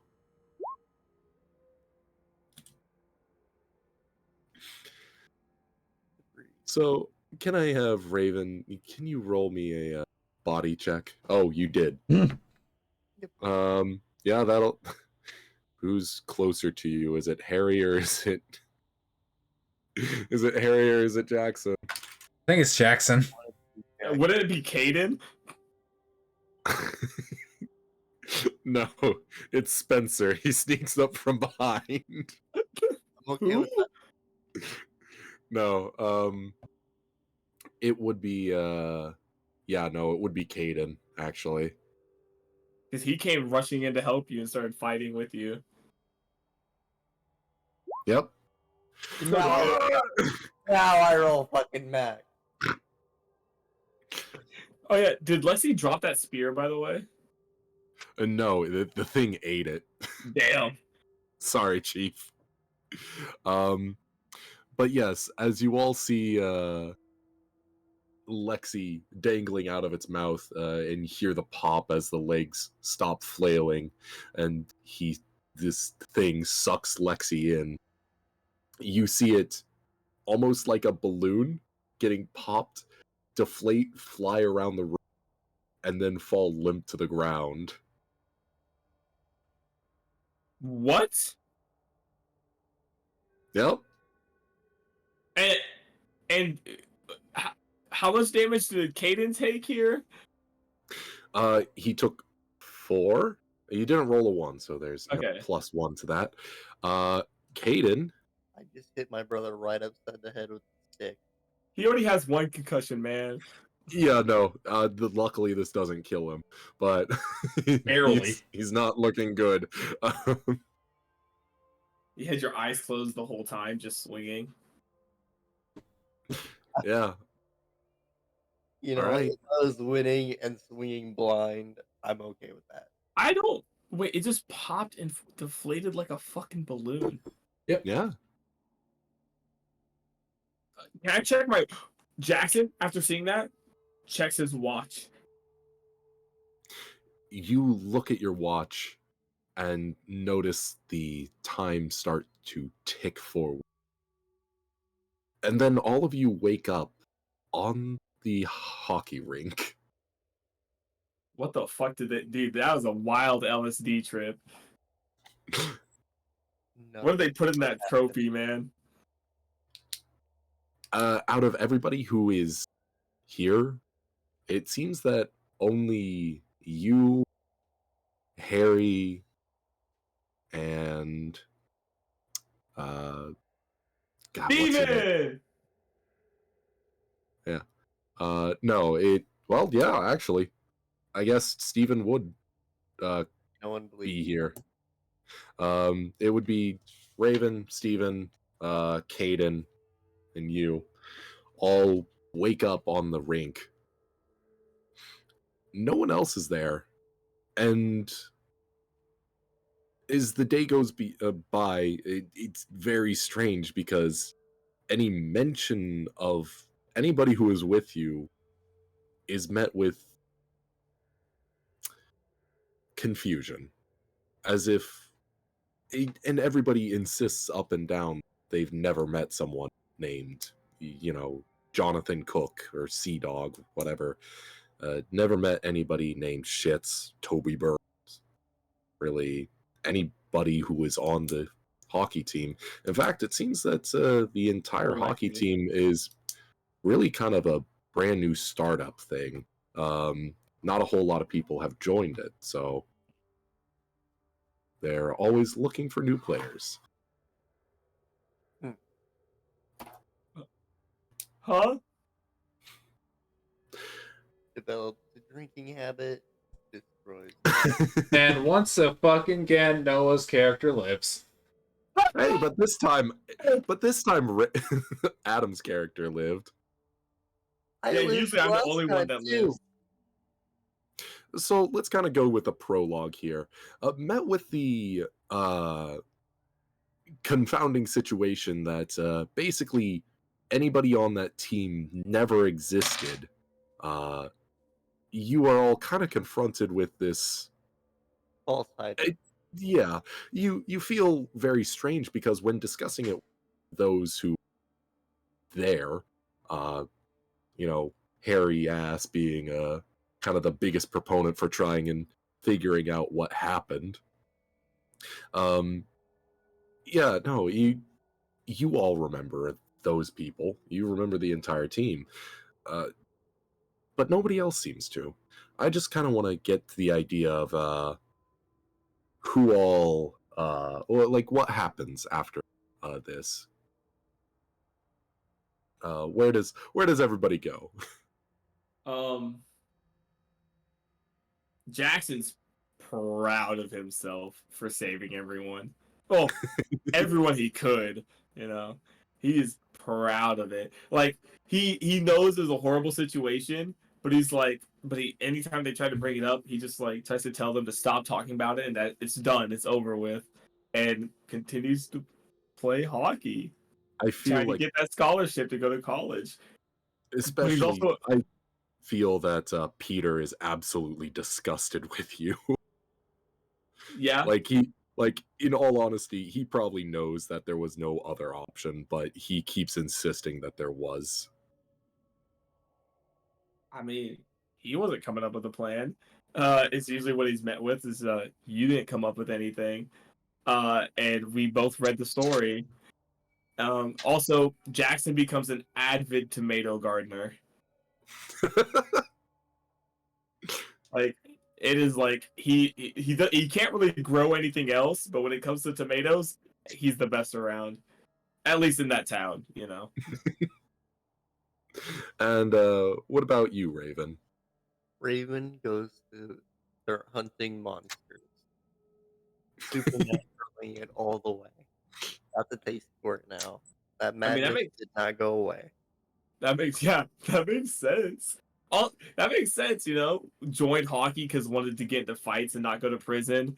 Gets a bout of madness to attack a monster. Proceeds to hunt monsters for the rest of their life. I can see it.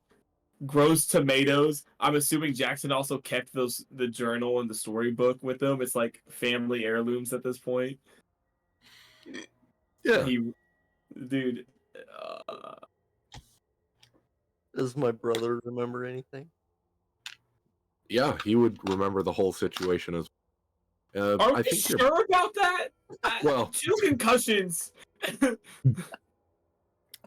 To be fair, I think Caden has a more lucid memory of it. I think he feels that it was almost like he feels disillusioned.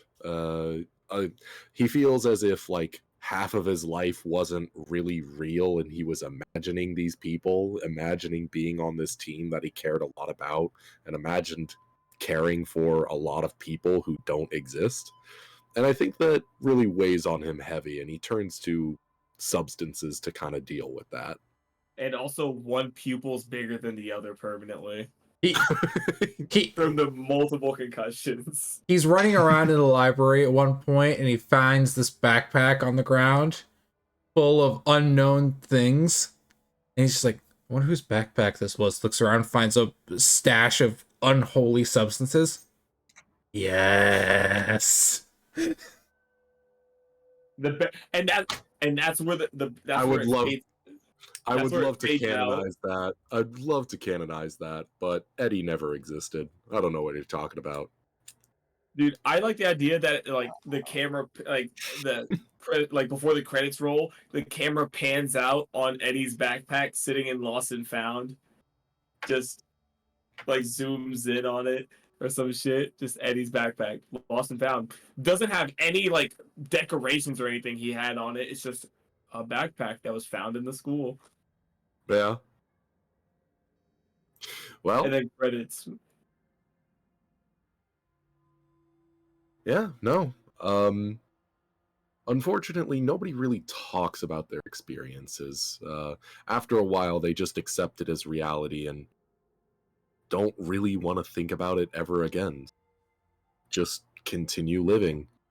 And that's been the cycle for about 200 years now, as every quarter of a millennia goes by, every 25 years, a new class is absorbed into this kind of cycle, having to fight this devil, and those who survive, those who don't, really just goes round and round. Huh. Well, Did you say 25 years is a quarter of a millennia? yeah, it's oh, sorry, Century. millennia being 1,000 years. My bad. Yeah. I was like, wow, A holy shit. century.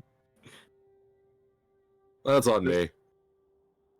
I like to think All right. I like to think the town is known for like this freak blizzard it gets every 25 years. Yeah. So, thoughts, questions, much love. I did not Um, think I was going to fight the monster. I two things. My record still stands. It fucking Yeah, does. it does. Last minute rolls just being spot on. Poor Lexi. Like, I thought you would just try. I thought you would just try like throwing like the tomatoes in its mouth. No, No, that's- you said the paranoia is solving the problem by following the book. The devil wanted the daughter. no. They Like I'm tricked into eating her totally body. aware. I can follow the logic behind the situation, but like, man, I think the funniest thing is that my record still stands too, of dying less than an hour before the end. Yeah. El But- Bozo. Also, I like Maybe to don't- believe Maybe don't trip over your own ice cream. right. I like to believe that this one is in the same like Eldritch universe as as our other Halloween special of the kids going into the haunted house and the Vietnam one. Yeah. Yeah, I think that's pretty fun too. Chronologically, what order do they go in? Vietnam, Halloween, this one? Well, technically, Vietnam doesn't that span to present day? Because that's like the whole premise is you're Yeah. being followed by hounds of Tentalos who are like getting on you for time traveling. Well, yeah. But it like they started off in the Vietnam War. You know what I mean? Yeah, that's true. Chronologically, that's where it starts. We think, Mhm. you know, as far as we know, that's where it starts. Is in the Vietnam War, and then then to present time. And I like to think that I'm assuming the Halloween one happens before, like the trick or treating one happens before this one, like year wise. Yeah, no, that was late 70s, I think. Yeah, something like that. Yeah. Is when it was that. Oh. Yeah. So then this one, we got to keep it going next year. God. Yeah. All right. Say bye to stream, everybody. Don't Bye, die. Have stream. fun. Come back again. Come back again for another part of our mythos. Yep. And I'll see you guys next time. Later.